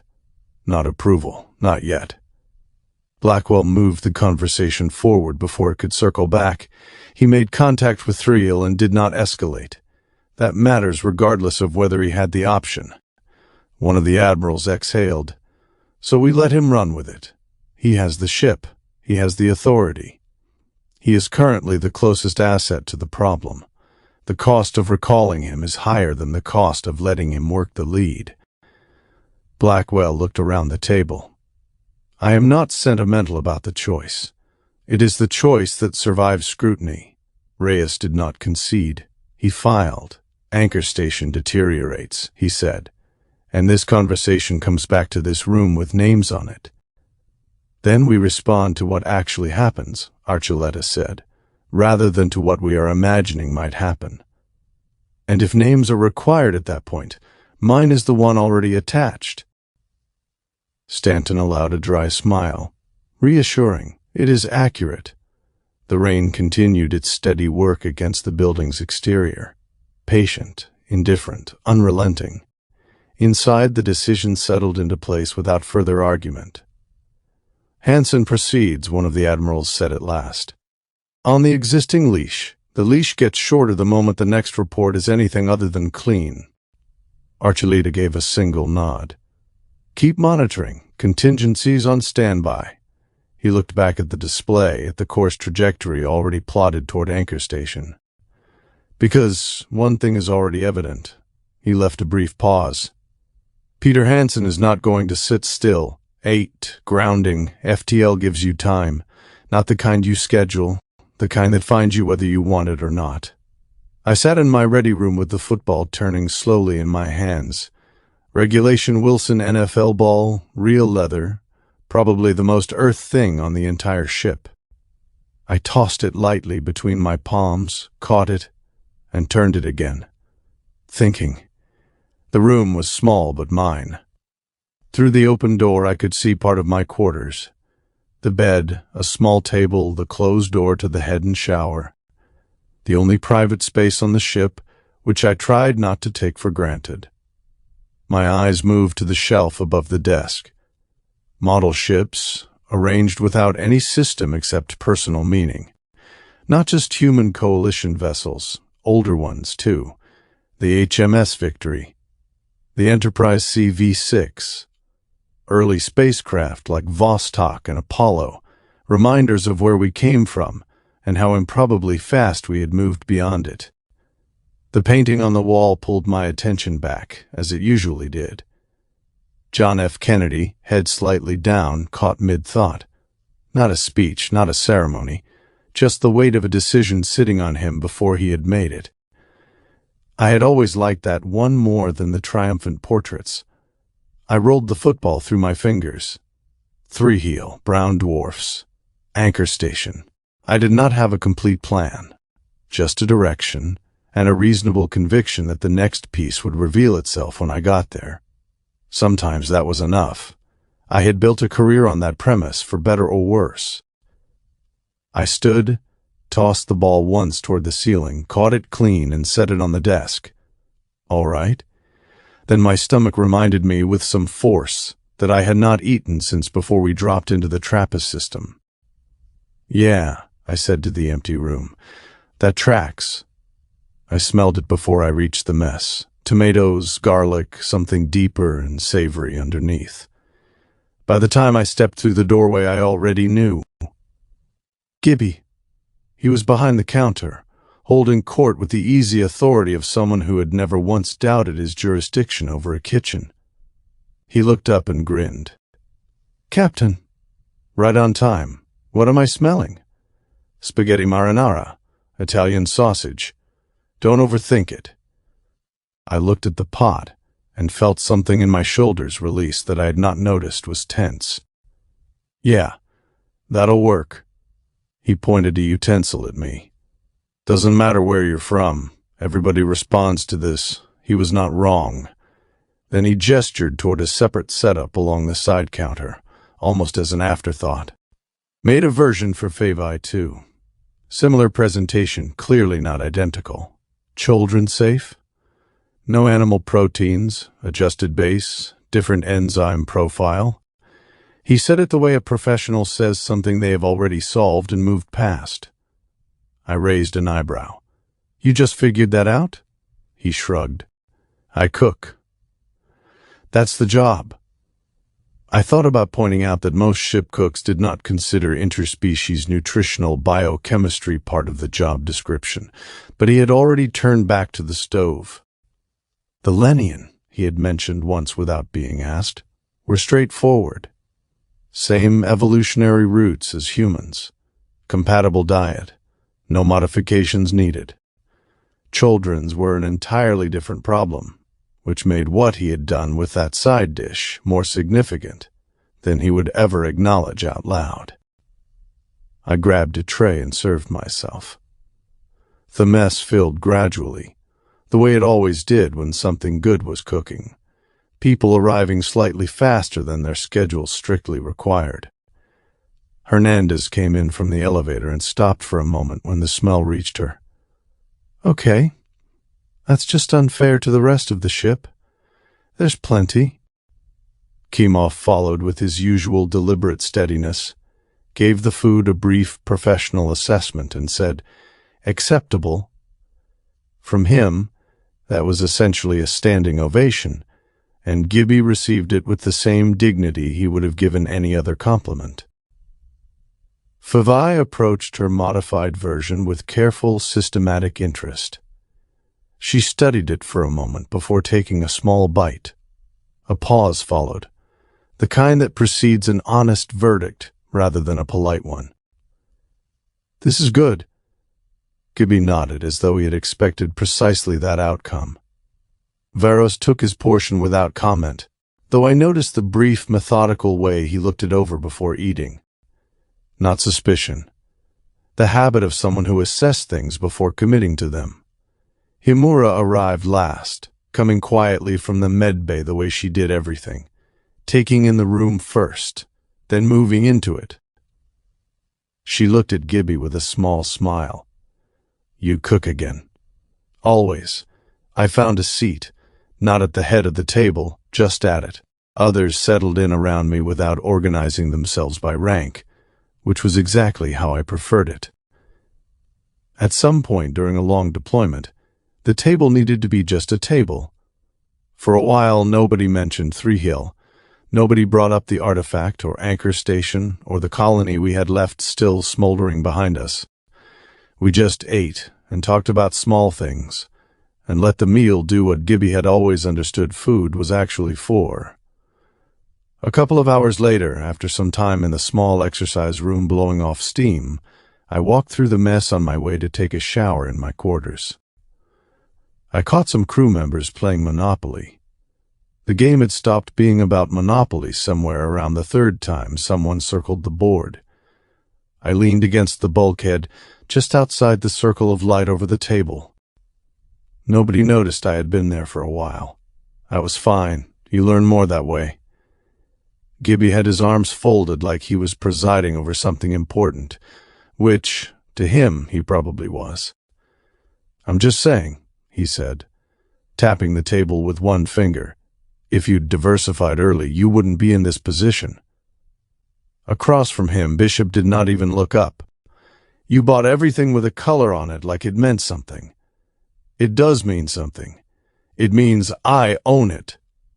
Varos studied the board as if it were a malfunctioning system. "This structure is inefficient. It rewards accumulation over stability." "That's capitalism," Bishop said. "I do not understand why this is considered recreation." Favai tilted her head, eyes moving between the pieces. "It appears to simulate resource consolidation under competitive pressure." "That's also capitalism." I almost said something, then did not. They were working through it. Hernandez had not said much. She sat straight backed at the edge of the table, hands resting lightly in front of her, posture perfect without looking forced. Her properties were arranged with the kind of precision you only get from someone who does not leave things to chance. "Your turn?" Gibby said. She did not move right away. She looked at the board, then at Gibby, then at Bishop. "This isn't how it works." Gibby raised an eyebrow. "Oh, enlighten me?" She rolled the dice. "Clean throw. No hesitation. You're assuming the system holds," she said as she moved her piece. Bishop leaned back slightly. "And it doesn't? Not without control?" Gibby grinned. "There's always control. It's right here." He tapped his stack of properties. "That's not control, that's accumulation." Varos nodded faintly. "Accurate." Gibby looked between them. "I'm sensing a theme here." Hernandez did not react to that. "I grew up on Mars," she said. "That got my attention." Bishop glanced up. "Yeah?" Hernandez nodded once. "After terraforming?" I pushed off the bulkhead slightly, still staying out of the conversation. Mars, post-terraforming, was not the dead rock people still pictured. It had weather systems and seasonal patterns. From orbit, it reminded people of the American Southwest, Arizona, Nevada. Wide dry basins, heat differentials. Storms that built fast and burned out just as quickly. It looked stable. That did not mean it was. They tried everything, Hernandez continued. Legalized narcotics, gambling, sex work, open markets with minimal oversight. Gibby's expression shifted. "Sounds like a party." It wasn't. Nobody laughed. People thought removing constraints would create opportunity. What it created was instability. Systems broke down. People made decisions without structure. She adjusted one of her property cards by a fraction of an inch. It doesn't take much for things to stop holding. Fevai watched her closely. You're describing a failure of regulatory control resulting in unpredictable outcomes. Yes. Bishop rested her chin on her hand. So what? You're saying the game needs more rules. I'm saying that without structure, it stops being a game. Gibby leaned forward, studying her now instead of the board. And you decided to be the structure. Hernandez met his look evenly. Someone has to be. That tracked. I had seen it in the field already. The way she moved, the way she stepped in without hesitation when things started to slip. Not reactive. Preventative. Bishop broke the silence first. She slid one of the property cards back toward the center. All right. New rule. Gibby blinked. You can't just add rules halfway through. Watch me. Cap on property groups. No full monopolies. Veros straightened slightly. That introduces balance. Fevai nodded. System stability increases. Gibby looked personally offended. This is a coordinated effort against me. Hernandez leaned back, hands returning to rest. Now it works. Gibby exhaled, then shook his head with a reluctant smile. Y'all are unbelievable. Bishop smirked. Adapt. Veros adjusted the board. Fevai recalculated. Hernandez watched, and for a moment the system held. I stayed where I was a second longer, then pushed off the bulkhead and moved on. You learn a lot about people when they think they're off duty, sometimes more than when they're not. 9. Curiouser. Anchor Station did not look like much at first glance. That was intentional. Places that operated outside legitimate authority had strong incentives to avoid the kind of visual presence that attracted official attention. A decommissioned ore processing facility on an asteroid in an otherwise empty system, orbiting a red giant that made the surrounding space uncomfortable for anything without heavy shielding. That was the kind of address that did not show up on coalition navigation charts as anything worth noting. The kind of address that suited the kind of business conducted there. The red giant dominated the forward display as we dropped out of FTL. Bloated and unstable, burning slow and angry in the deep dark, the color of something that had been dying for longer than humanity had existed and had not finished yet. No habitable planets in this system, no legitimate colonies, no scientific installations, no resource operations anyone had filed paperwork for. No reason to be here except the same reason people had been using remote, inconvenient locations for as long as there had been things worth hiding. And there it was. A hollowed-out asteroid hanging in orbit like something that had decided to exist through sheer defiance of good judgment. Scarred surface. Irregular in the way natural objects were irregular, but with the artificial seams and docking apertures and antenna arrays that told you hands had improved upon the irregularity with purpose. From this distance it looked almost inert, almost abandoned, the crossroads of everything that did not want to be seen. Dropping out of FTL, Bishop said, her hands already adjusting the transition as she said it. The stars snapped back into their proper positions. The red giant's light flooded the forward display with deep molten warmth that threw the bridge into amber tones. I watched the asteroid resolve, the sensor suite building its picture, as the passive arrays gathered data we were not actively requesting. Traffic around the station, communication signatures, the electromagnetic fingerprint of a place where a lot of people were doing a lot of things simultaneously. Hold us outside the standard traffic lanes, I said. Keep us dark. Already in stealth profile, Bishop replied. Minimal emissions. We look like debris from this distance. Hernandez sat to my left, arms crossed, studying the station on the tactical overlay with the attention she wore when building an operational picture. We docking? Not yet. That was already settled before she asked. Docking meant being logged, being seen, being entered into whatever system anchor station used to track arrivals. And even if that system was informal and corrupt, the information would exist somewhere, accessible to anyone who knew how to find it. I preferred the kind of anonymity that allowed me to choose when I gave it up. She nodded, reading the reasoning without needing it explained. I looked at the station on the display. Somewhere in that asteroid were the answers we were looking for. "Captain," Bishop's tone shifted in the way I had learned to pay attention to. Not alarm, but the controlled elevation of someone who has encountered something unexpected.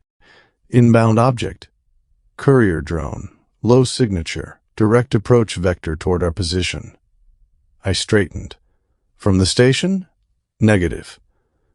From outside the system's primary traffic envelope. It came in on a separate vector and adjusted course after we dropped out of FTL." A pause. "It corrected for our position. It was looking for us specifically." Hernandez frowned. "We didn't send for one." "No, we didn't."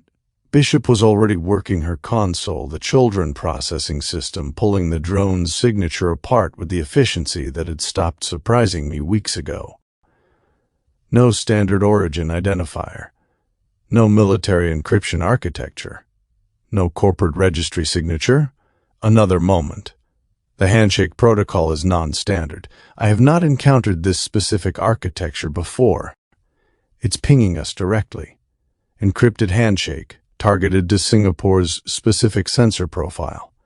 Whatever sent this knew our ship. I leaned back and considered that. Someone had known we would be here, not approximately here. Here at this specific asteroid, at this specific moment after our FTL drop. They had known our sensor profile well enough to write a targeting handshake for it. They had known our name. They had known our trajectory. There was only one network that operated with that kind of reach, that did not carry government or corporate registration, that sold information without picking sides, and that made itself indispensable to everyone by being available to everyone. "The Whisper Network," Hernandez said quietly. No one argued. You reached a point operating beyond the core systems where you stopped pretending you did not know what the Whisper Network was. Every government knew.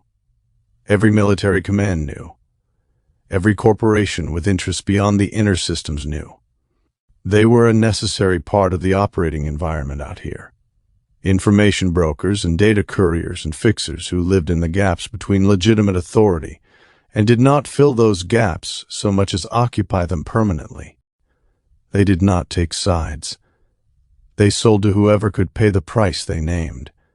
In a universe where real-time communication was impossible across interstellar distances, a network that could move data faster than governments could was something you tolerated regardless of how you felt about it.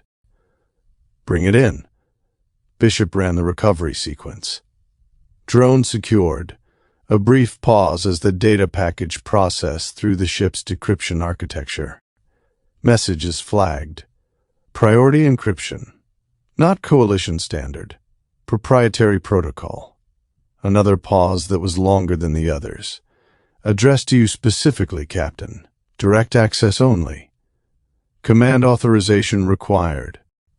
So they knew my name, rank, ship, position, and authorization level. The Whisper Network had built a more complete file on me than I was entirely comfortable with, but I suppose that was the point. You could not trust information from a network that did not demonstrate it had the information to be trusted. Route it to my ready room. I stood. Hernandez looked at me. "You want someone with you?" If they wanted me dead, they'd have sent something with more velocity and less encryption. She did not love that answer. She had my permission not to love it. Keep eyes on that station.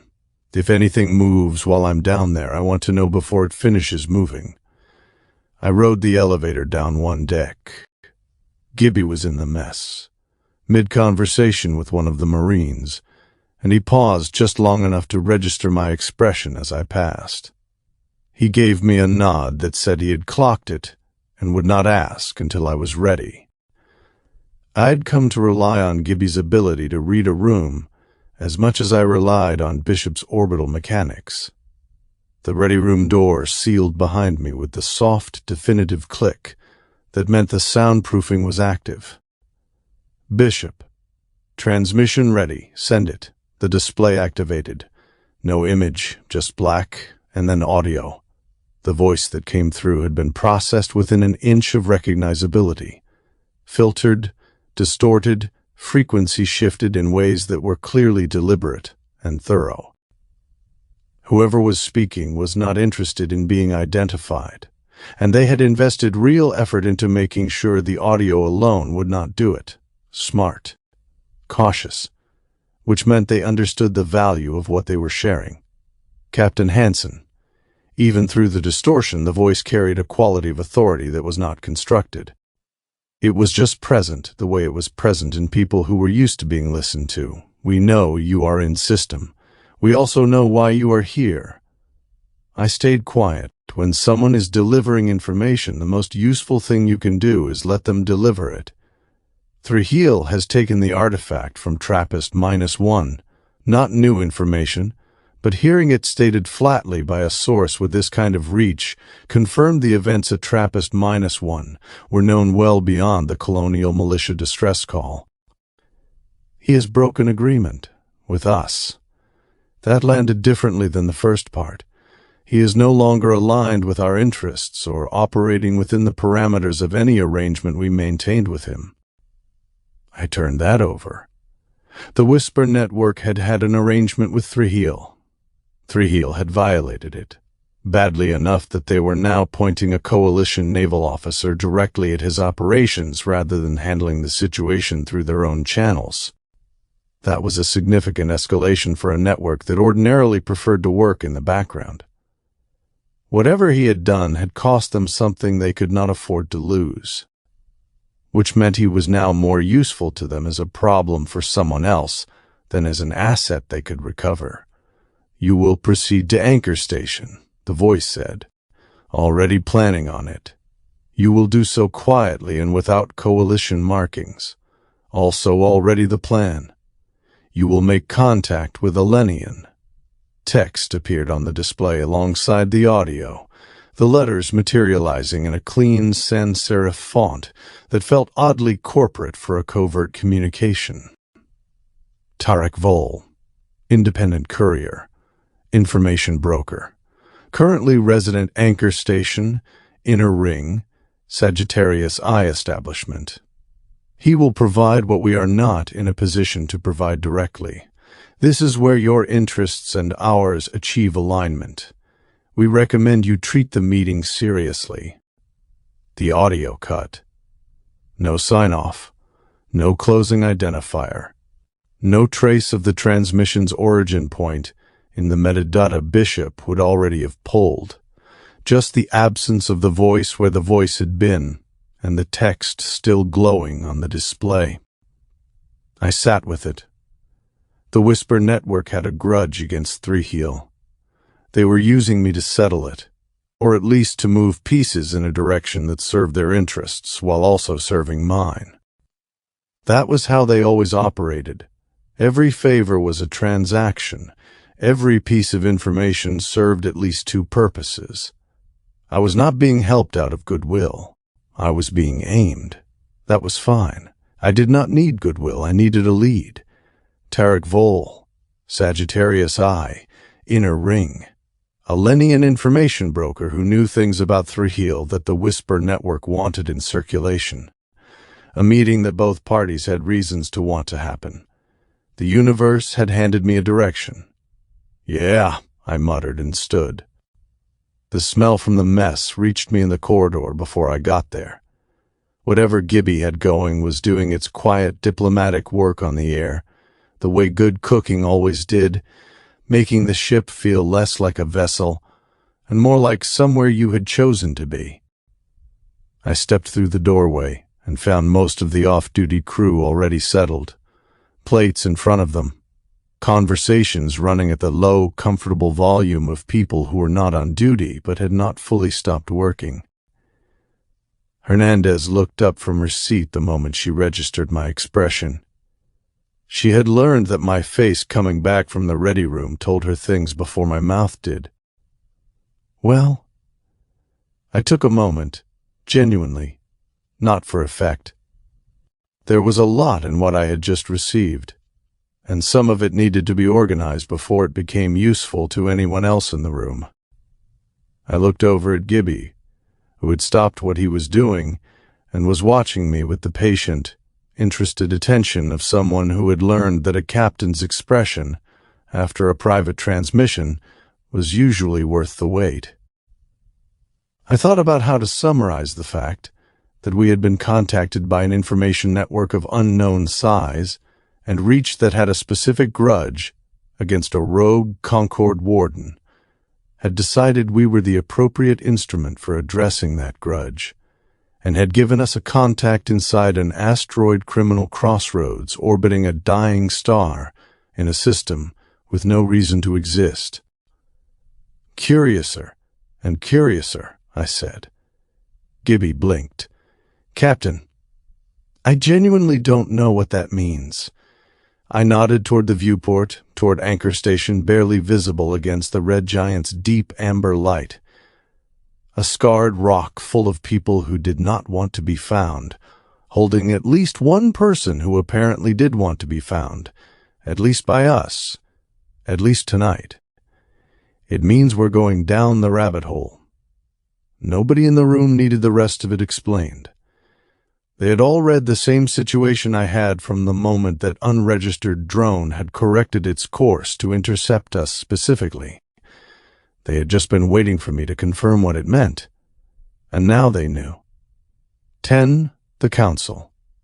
The Concord Warden Council did not meet often. It did not need to. Most conflicts were handled in the field, quietly, independently, without ceremony. That was the entire point of the wardens. But when they did convene, it meant something had gone wrong enough to require more than one of them in the same room. Their station orbited a dying red giant in deliberate isolation. No planets, no colonies, no traffic. A place where decisions could be made without interference, without external pressure, without the kind of politics most governments would recognize. The chamber inside was vast but restrained. No grand architecture, no ornamentation designed to impress. A circular arrangement of elevated platforms, each adapted to the physiology of the species that occupied it. Lenian, Kalar, children. The three pillars of the Concord arranged around a single holographic display at the center. The display was running the same footage for the third time. Trappist 1. The colony. The attack. Trujillo. Silence held until the final frame froze. Then the Kalar counselor spoke. This is not stabilization.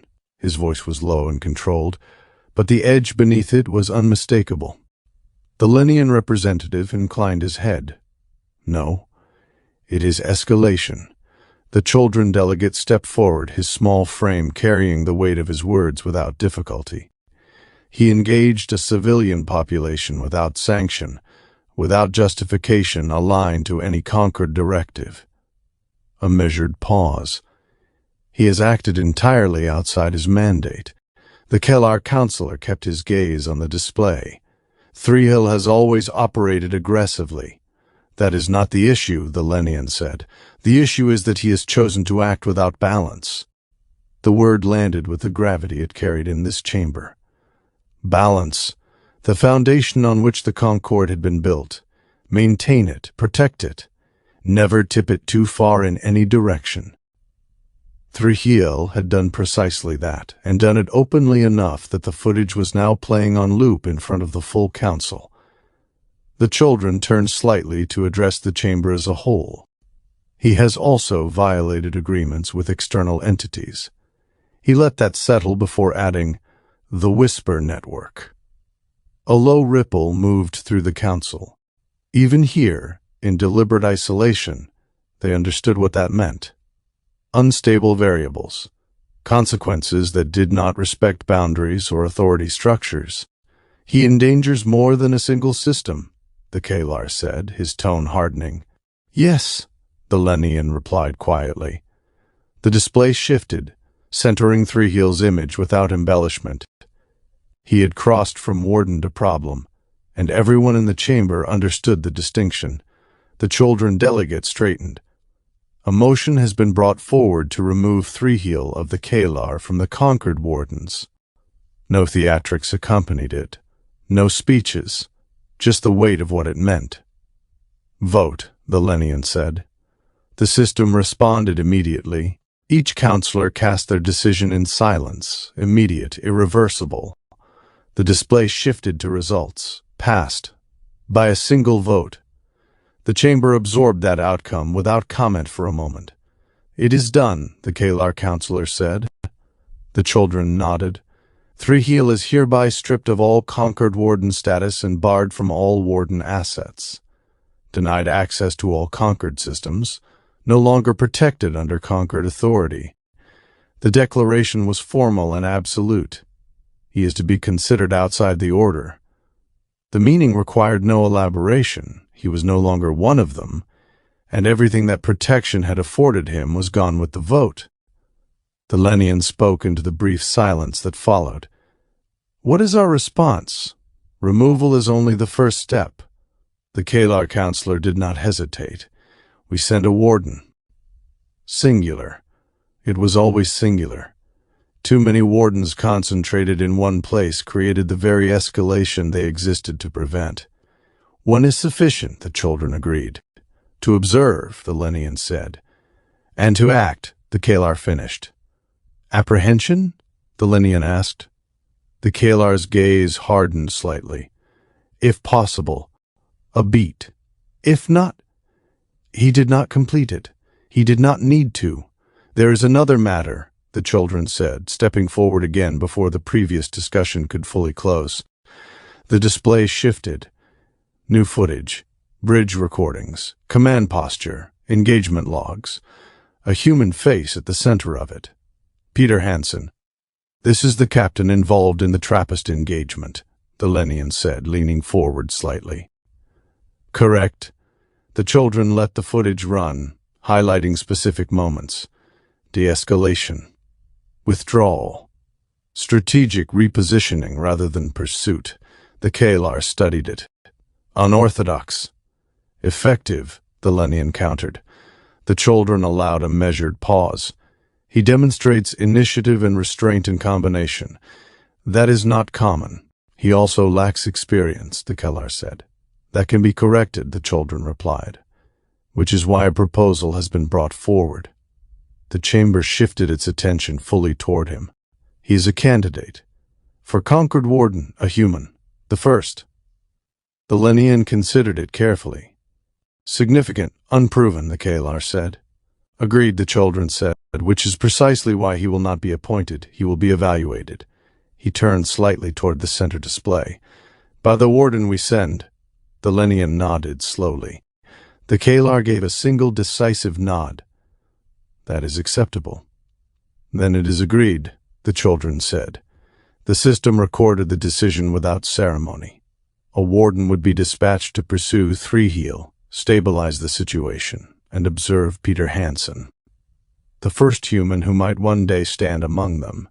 If he proved worthy of the distinction. The chamber dimmed as the meeting concluded. Outside, the red giant burned on, uncaring, unchanging, indifferent to everything decided within. But within the Concord something had shifted. Balance had been broken by one of their own. The machinery to restore it was now in motion, and at the end of that motion stood a human captain who had no idea he was being watched.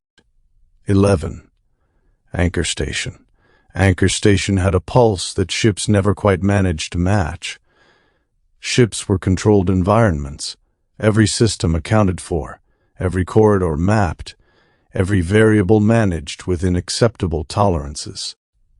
You always knew where you were aboard a ship because the ship had been designed to make sure you knew.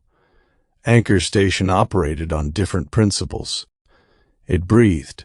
It followed its own logic and its own gravity, answering to no authority anyone had successfully enforced for more than a few months at a stretch, and the result was something that felt alive in the way places feel alive when the people in them have stopped pretending there are rules.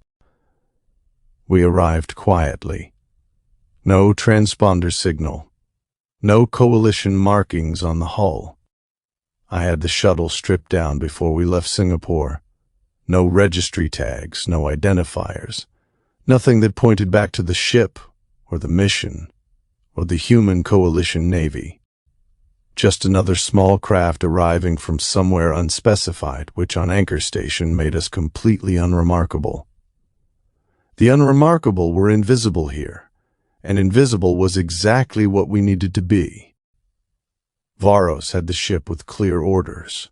Hold position outside the station's traffic lanes, maintain stealth profile, no radio contact unless someone reached out first. I adjusted the collar of my civilian jacket as we stepped out into the outer market ring.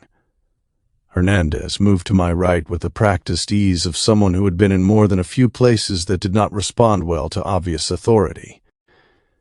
Phoebe came just behind us, absorbing everything with the quiet attention she brought to environments she was encountering for the first time. Systematic, comprehensive, missing nothing. We did not hurry. That was the first rule in a place like this. Urgency meant one of two things, prey or trouble. We were trying to be neither. The market spread in every direction from the airlock, filling the hollowed asteroid's interior with a density of activity that took a moment to parse. Alien architecture fused with carved rock. Structures built into the asteroid's existing geometry rather than imposed on it. Walls that curved where the original stone curved. Ceilings that rose and dropped according to nothing that resembled a plan. Metal grafted onto stone in places. New construction layered over old, the whole thing accumulated across years and decades of people deciding to stay longer than they had intended. Light panels flickered at intervals, the warm and the harsh alternating depending on who had installed them and when.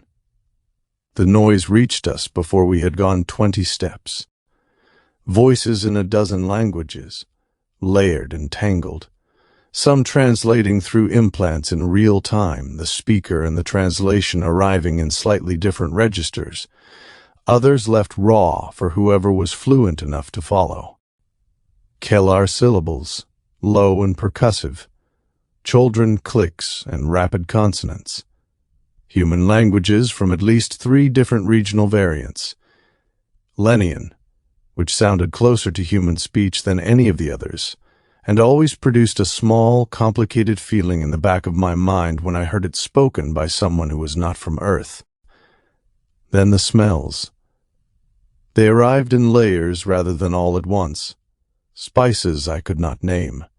Cooked proteins that ranged from familiar to entirely outside anything I had a category for. Something sweet underneath something metallic. The specific combination of bodies and recycled air and food preparation that no atmospheric system ever fully processed out.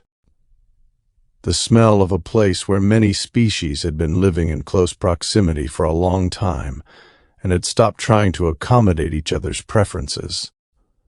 Food stalls lined both sides of the main thruway, occupying every available surface between the structural pillars. A children vendor had nutrient blocks arranged with the sharp precision that characterized everything children's did.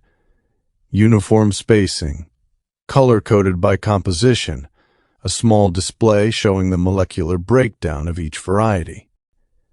Efficient, to the point of being alienating, which was presumably not the intended effect.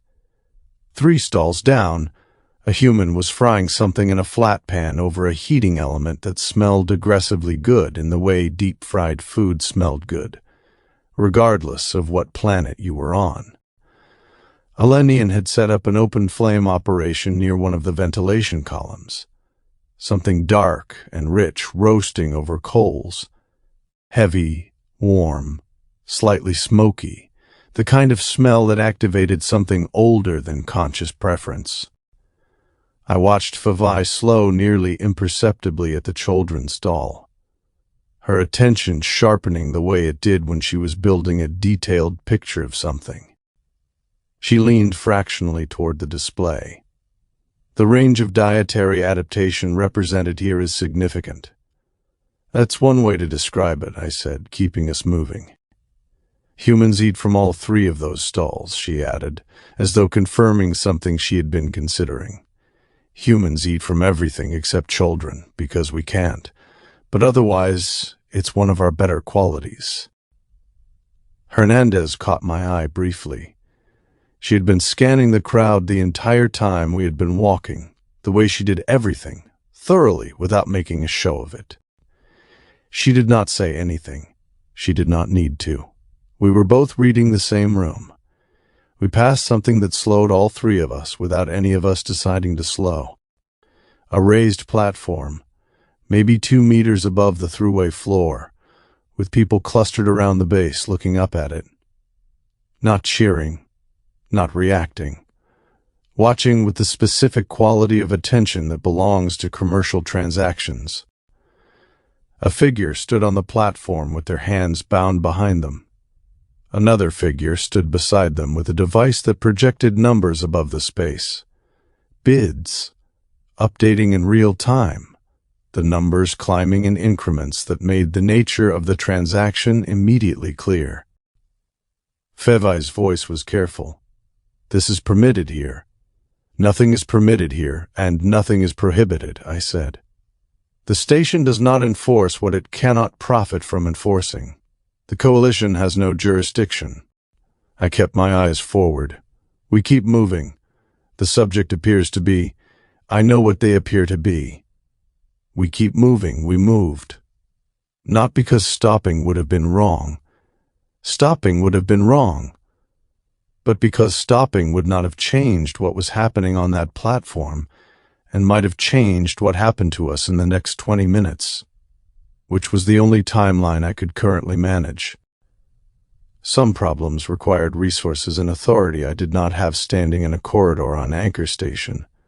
What I had was a name, a direction, and a window that was closing. I filed it. The way you file things you intend to come back to when you have the capacity, knowing that the filing itself is a kind of promise. Deeper into the station, the character of the space shifted. The noise thinned. Foot traffic organized itself with more purpose and less drift. The chaos of the outer ring gave way to something more deliberate. People moving with destinations, rather than the browsing, transacting, wandering quality of the market. Security presence increased, though not in any official form. Brown dwarf enforcers occupied the corridor intersections in pairs and threes, multi-species, disciplined, carrying the quiet readiness of people who got paid to notice things and respond before they became larger problems. Lenian and Human and Kalar, wearing the same neutral gear with the same professional expression. We were getting close. Then the entrance appeared ahead of us, and it did not announce itself because it did not need to. Everyone in the relevant portion of the galaxy already knew what Sagittarius I was. Inside, the space expanded sharply in a way that made you recalibrate after the compressed corridors outside. Warm lighting, deliberate and golden rather than the functional whites and blues of the market. Polished surfaces throughout, not the decorative polish of a place trying to look expensive, but the worn, smooth polish of surfaces maintained because someone cared about them. At the center of it, a bar that looked like it had been transported from somewhere on Earth and reassembled here piece by piece. Southern American in its aesthetic, old world in its construction. Every detail reflecting the specific taste of a man who had made enough money in a place with no rules to recreate exactly the environment he had come from. Elias Vance's signature was in every corner of the room. The understanding about Elias Vance was simple. If he liked you, you were family, and the bar was yours for as long as you wanted it.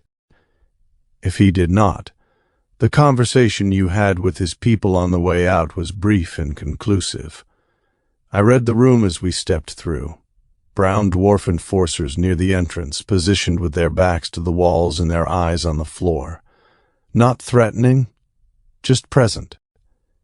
A Kalar near the back, standing rather than sitting, large even by Kalar standards, with the stillness of someone who had nowhere to be and all night to get there. A Lenian at the bar end tracking faces the way experienced security tracked faces, not looking at anyone directly, seeing everyone peripherally. No one approached us, which meant we had already been assessed, and the preliminary verdict had come back acceptable. On Anchor Station, acceptance was as warm as a welcome got. A figure detached from the near wall and moved toward us with the direct confidence of someone who had decided the approach before we finished coming through the door. Lenian, younger than I had expected, mid-range by their standards, which put him in early maturity. Lean-build, sharp eyes that had already completed their evaluation of us before he arrived. "Tarek Vol," he said. Then without pause, "You're Hansen." Depends who's asking. Something that might have been amusement moved through his expression without fully committing to it. "Someone you came to find." "Fair enough." He gestured toward the back of the room. "This way." We followed him past the bar and its Lenian guardian, through a door at the back that slid open and sealed behind us with the particular finality of good soundproofing meeting a solid frame. The private room beyond was small and featureless in the way rooms built for discretion were featureless.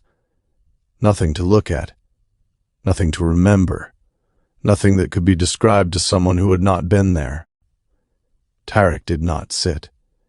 He paced once, twice, the movement of someone who had been holding something under pressure for long enough that stillness was not available to him anymore. Then he stopped and faced us with the directness of a person who had decided to skip the approach and go straight to the substance. "I work with many people. That's the job. I worked with Threehill."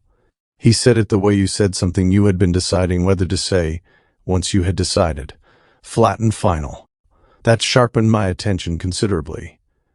"And with the Whisper Network," he continued, dropping his voice to the register that soundproofed rooms were made for, "I know things about Threehill that he would not want in circulation. Things that connect him to operations he's disavowed. Things with enough specificity to be verified." Hernandez shifted her weight. "Then start talking." Tarek opened his mouth. The wall behind him punched inward. Not an explosion, not loud. One clean, precise hole through solid construction. High-velocity sniper grade, the kind of round that required specialized equipment, and a shooter who had pre-positioned themselves outside the room with enough lead time to account for the structure's composition. Professional work, the kind that did not get improvised. Tarek stood for half a second after the impact. Just stood there, the way people stand when the body has not caught up to what happened to it. Then he dropped, dead before he reached the floor, his expression still carrying the beginning of whatever he had been about to say. I was already moving, weapon up, to the side of the room away from the entry point, out of the line of anything that might follow the first shot. Down. Hernandez and Fevai were already reacting, covering and clearing, both of them doing exactly what the situation required without needing direction. I examined the hole. Clean entry, no fragmentation scatter. The round had been designed to penetrate and stop rather than disperse. One shooter, one shot, planned and executed with precision that told me this was not reactive. This had been set up before we arrived, which meant someone had known we were coming to find Tarek Vol and had made their own arrangements accordingly. I looked back at him, blood spreading across the floor in the expanding way it did when the work was already done. His face frozen somewhere between the sentence he had been about to deliver and the moment it had been permanently interrupted.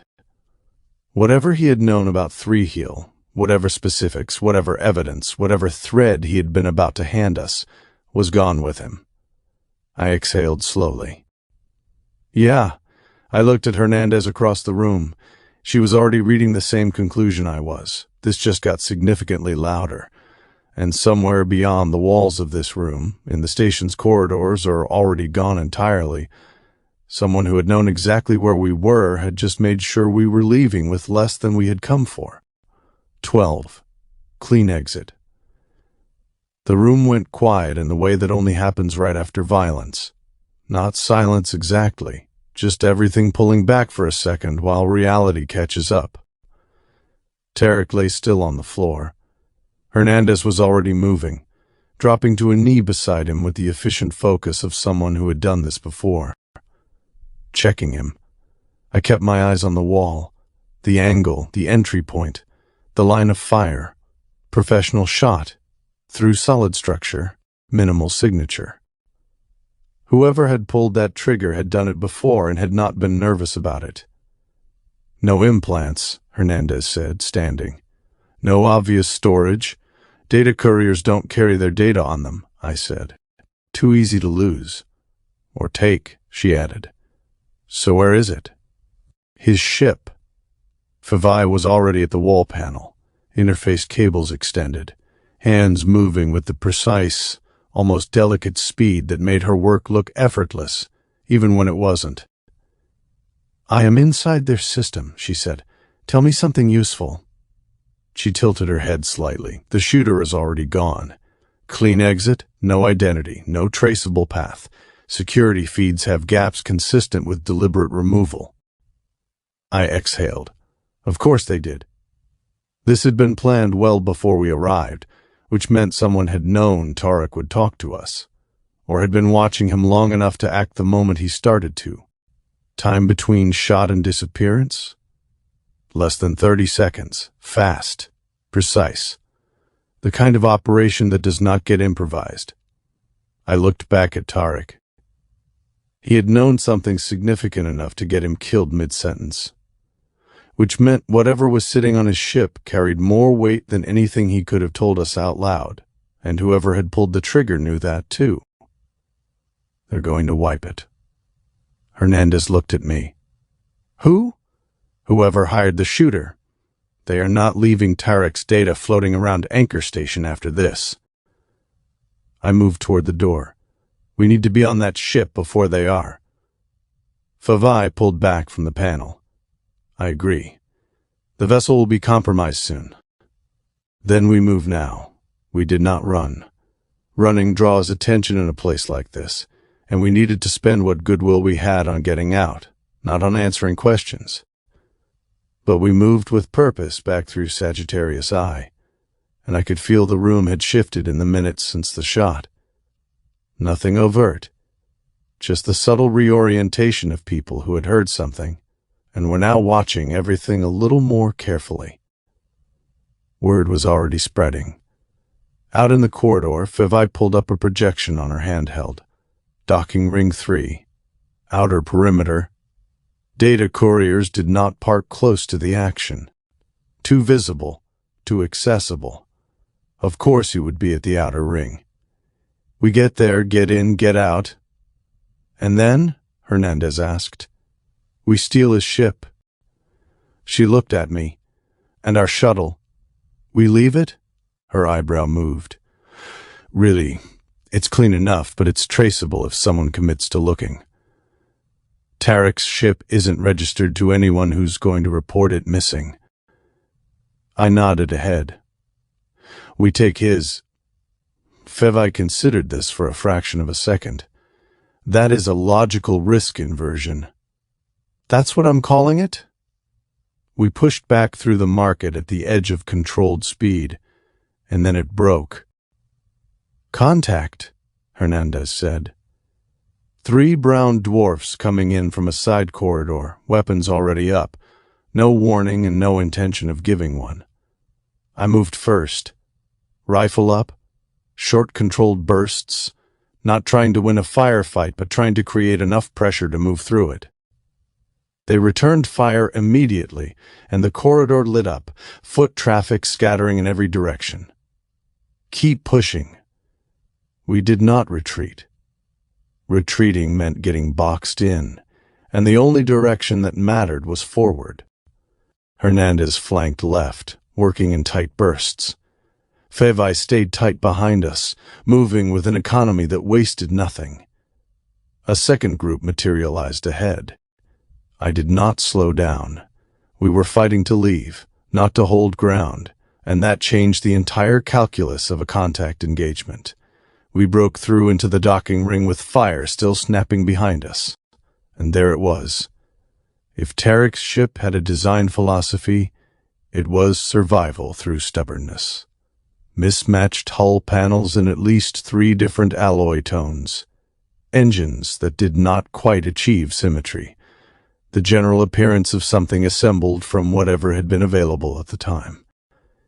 It looked like it had made too many bad decisions and survived all of them. "Please tell me that's it," Hernandez said. "That's it?" I ran for the hatch. Rounds hit the docking ring around us, throwing sparks. I hit the hatch control and it hesitated, the infuriating pause of unfamiliar systems considering whether to cooperate. "Come on." It opened. Inside. We piled through. Hernandez spun and covered the entry while I pulled the hatch shut behind us. Rounds struck the exterior twice. Then nothing. Half a second of quiet. I dropped into the pilot's seat. The layout was the design equivalent of the exterior. Functional in intent, chaotic in execution. Nothing where I expected it to be. "Fevai." "Adapting," she said immediately, already working the secondary console with both hands. "Engines? Functional?" "Marginally." "That's good enough." I powered them up.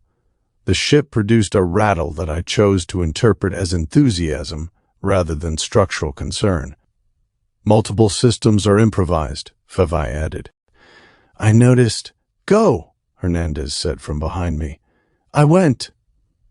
We lifted hard, barely clearing the docking structure as we punched out into open space with significantly more thrust than finesse. The station fell away behind us. Not fast enough, but fast. "Get us clear." "Working," Fevai replied. I hit the comm. "Singapore, this is Hansen." Varos's voice came back steady and unhurried. "Captain, change of plans. We're inbound in a different craft." A brief pause. "Understood. We are ready." I glanced back once through the rear camera feed. Anchor station receding into the red giant's glow, already reorganizing itself around what had just happened, already forgetting us in the way places like that survived, by having a short memory about everyone who passed through. They would notice eventually. Someone always did. "Hold on," I said to the cabin at large, because whatever Tarek had been carrying on this ship, we had just started a clock to find it, and this ride back to Singapore was going to be anything but smooth. 13, what they took. Back on Singapore, everything felt tighter. Not physically. Nothing had changed about the ship. But we knew things now that we had not known before, and knowledge like that has weight. It changes the air in a room. I stood at the head of the situation table. Same position as always, but with entirely different gravity. "Let's see it." Fevai was already interfaced with the system, but she paused for a fraction of a second before responding. "The decryption took longer than expected. That's not something I enjoy hearing from you. The encryption was layered in an unusual way, not designed for efficiency, designed specifically to resist interpretation. Roll it anyway." The display opened on a dark corridor, alien architecture, organic, like something grown rather than built. A ship interior. Then the breach.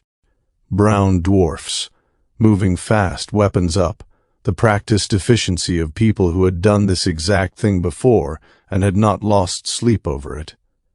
"Is that—" Hernandez started.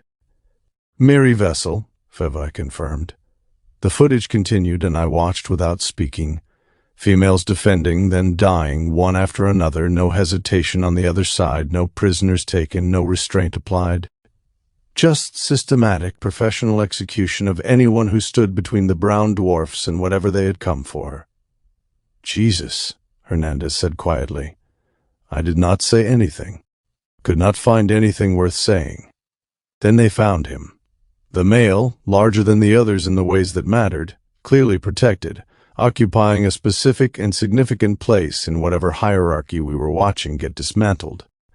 They took him alive and left everything else behind. The footage cut. Silence sat heavy over the table. That's why, I said. Nobody asked me to elaborate. They had seen the same footage. Favai stepped forward slightly. The Maori are deeply insular. Minimal external diplomacy, almost no voluntary interaction with other species. Then what makes him worth that kind of operation? Hernandez asked. What they are. Favai gestured, and the display shifted to biological data, genetic markers. Their hive mind, biological, instantaneous across distance. They do not require courier drones. Information moves between them regardless of where they are physically located. FTL communication, I said. Built-in, yes, but that is not their only significance. Males are born extremely rarely each generation. They are critical to genetic diversity, irreplaceable in a way most species are not. I felt that settle. And they don't leave their space. Rarely, and never willingly. Which meant Thriel had not just taken something valuable.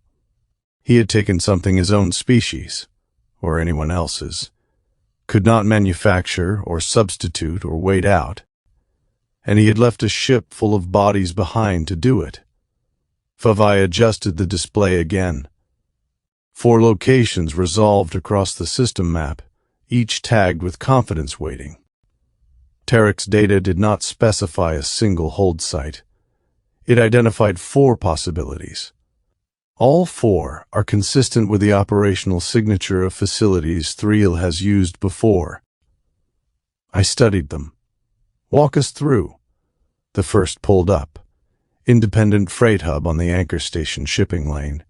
High traffic, mixed jurisdictions, frequent off-the-books arrangements, strong logistical fit. Too visible, Kimov said immediately. He cannot bring a Miri mail into a port that records who comes through. Agreed. Favai tagged it down. The second is a private corporate research station orbiting a brown dwarf. Off-network, minimal external traffic, but it is owned. Its operator would have leverage over Thriel from the moment the asset arrived. And Thriel doesn't share leverage, Hernandez said. Correct. Unlikely. The third, a Lenian fringe colony. No active extradition treaties. Sympathetic political element. He could keep the mail there indefinitely without legal exposure. But the Lenians are watching this region, I said. If the council picked up signal that a Miri male was on one of their fringe worlds, they would act before he could complete whatever he is doing with the artifact. Also unlikely. The 4th location pulled up. Former Hellenics mining installation, decommissioned. Gas giant system, red giant primary, ice planet in the outer band. That tracked. Hellenics? The material that made FTL drives function. Remote extraction sites, isolated systems, infrastructure built to be forgotten once the resource ran out. Cold, dark, difficult to reach without knowing exactly where you were going. That's the one. Hernandez looked at the display, then at me. Talk me through your math. It's the most remote of the 4. No traffic, no oversight, no one to negotiate with, no government with jurisdiction over what happens inside the facility. If you have a hostage you cannot afford to lose and cannot afford to share, that is the location you put him. Favai tilted her head. There is also the technical factor. A hive mind signal emanating from a gas giant system would be extremely difficult to detect against the background interference. He is not just hidden. He is isolated from his own network. I exhaled slowly. Keep him cut off from the hive, and you keep him manageable. Keep him manageable, and you keep whatever leverage you have bought yourself intact. That's where he is. Kimov nodded once. I concur. Hernandez took another moment with the display comparing the four. Then she nodded as well. It's the right red. There is one additional factor, Fevai said. I looked at her. The Miri hive mind may be capable of decrypting the alien database recovered from Trappist 1. Its information processing is non-linear. It may interpret patterns in the data that our systems cannot resolve. That reframed the entire situation in about 3 seconds. He's not just a hostage. He is a key, Fevai said, to the artifact, to whatever it contains. I looked around the table and let that sit for a moment. We know where he is, so we'll go get him. Kimov nodded again. Straightforward, as always. Hernandez was less immediate. Hold on, we're not the only ones who understand what he's worth. She leaned forward. If we recover him, we have leverage, with the Miri, with anyone watching how this plays out. That has strategic value we shouldn't walk away from. No. Himura's voice was quiet, but landed without ambiguity. She had been standing back as usual, but she stepped in now, and her expression left no room for negotiation. He is not leverage. He's a living being who is critical to his species, who has already experienced significant trauma, and who needs medical care and to go home. Hernandez held her ground. And if returning him unconditionally costs us everything else we could gain from this. Himura met her eyes. Then we shouldn't have been treating him as a bargaining chip in the first place. That hit the table hard. Silence followed. The kind where everyone is working something out privately. I looked between them. Mission priorities, strategic reality, and basic moral accountability all sat in the same room, waiting for me to decide which took precedence. We return him. No conditions, no deals built around his situation. Hernandez frowned. That's a real risk. Yeah, it is. But it's the right call. And if we want to build anything meaningful out here, any relationship with species we haven't burned yet, it starts with not behaving the way Three-Heel did. She held my gaze for a long moment. Did not agree out loud, but she leaned back, which was close enough. I turned to the full table. The plan is straightforward. We find him, we get him out, and we take him home. I let that land before adding. And somewhere in that process, we make Three-Heel regret every decision that led him to that colony. Kimov gave a small, satisfied nod. Fevai watched quietly. Himura said nothing, but the relief in her expression was clear enough that she did not need to. Somewhere out there, on an ice-covered rock orbiting a gas giant in the dark, a species was waiting for something to change, whether they knew help was coming or not. If you have enjoyed this free preview of the Trappist Incident Book 1 of R.M. Stratton's military science fiction series, The Concord Horizon, you can pick up a copy at Amazon at the link provided in the description.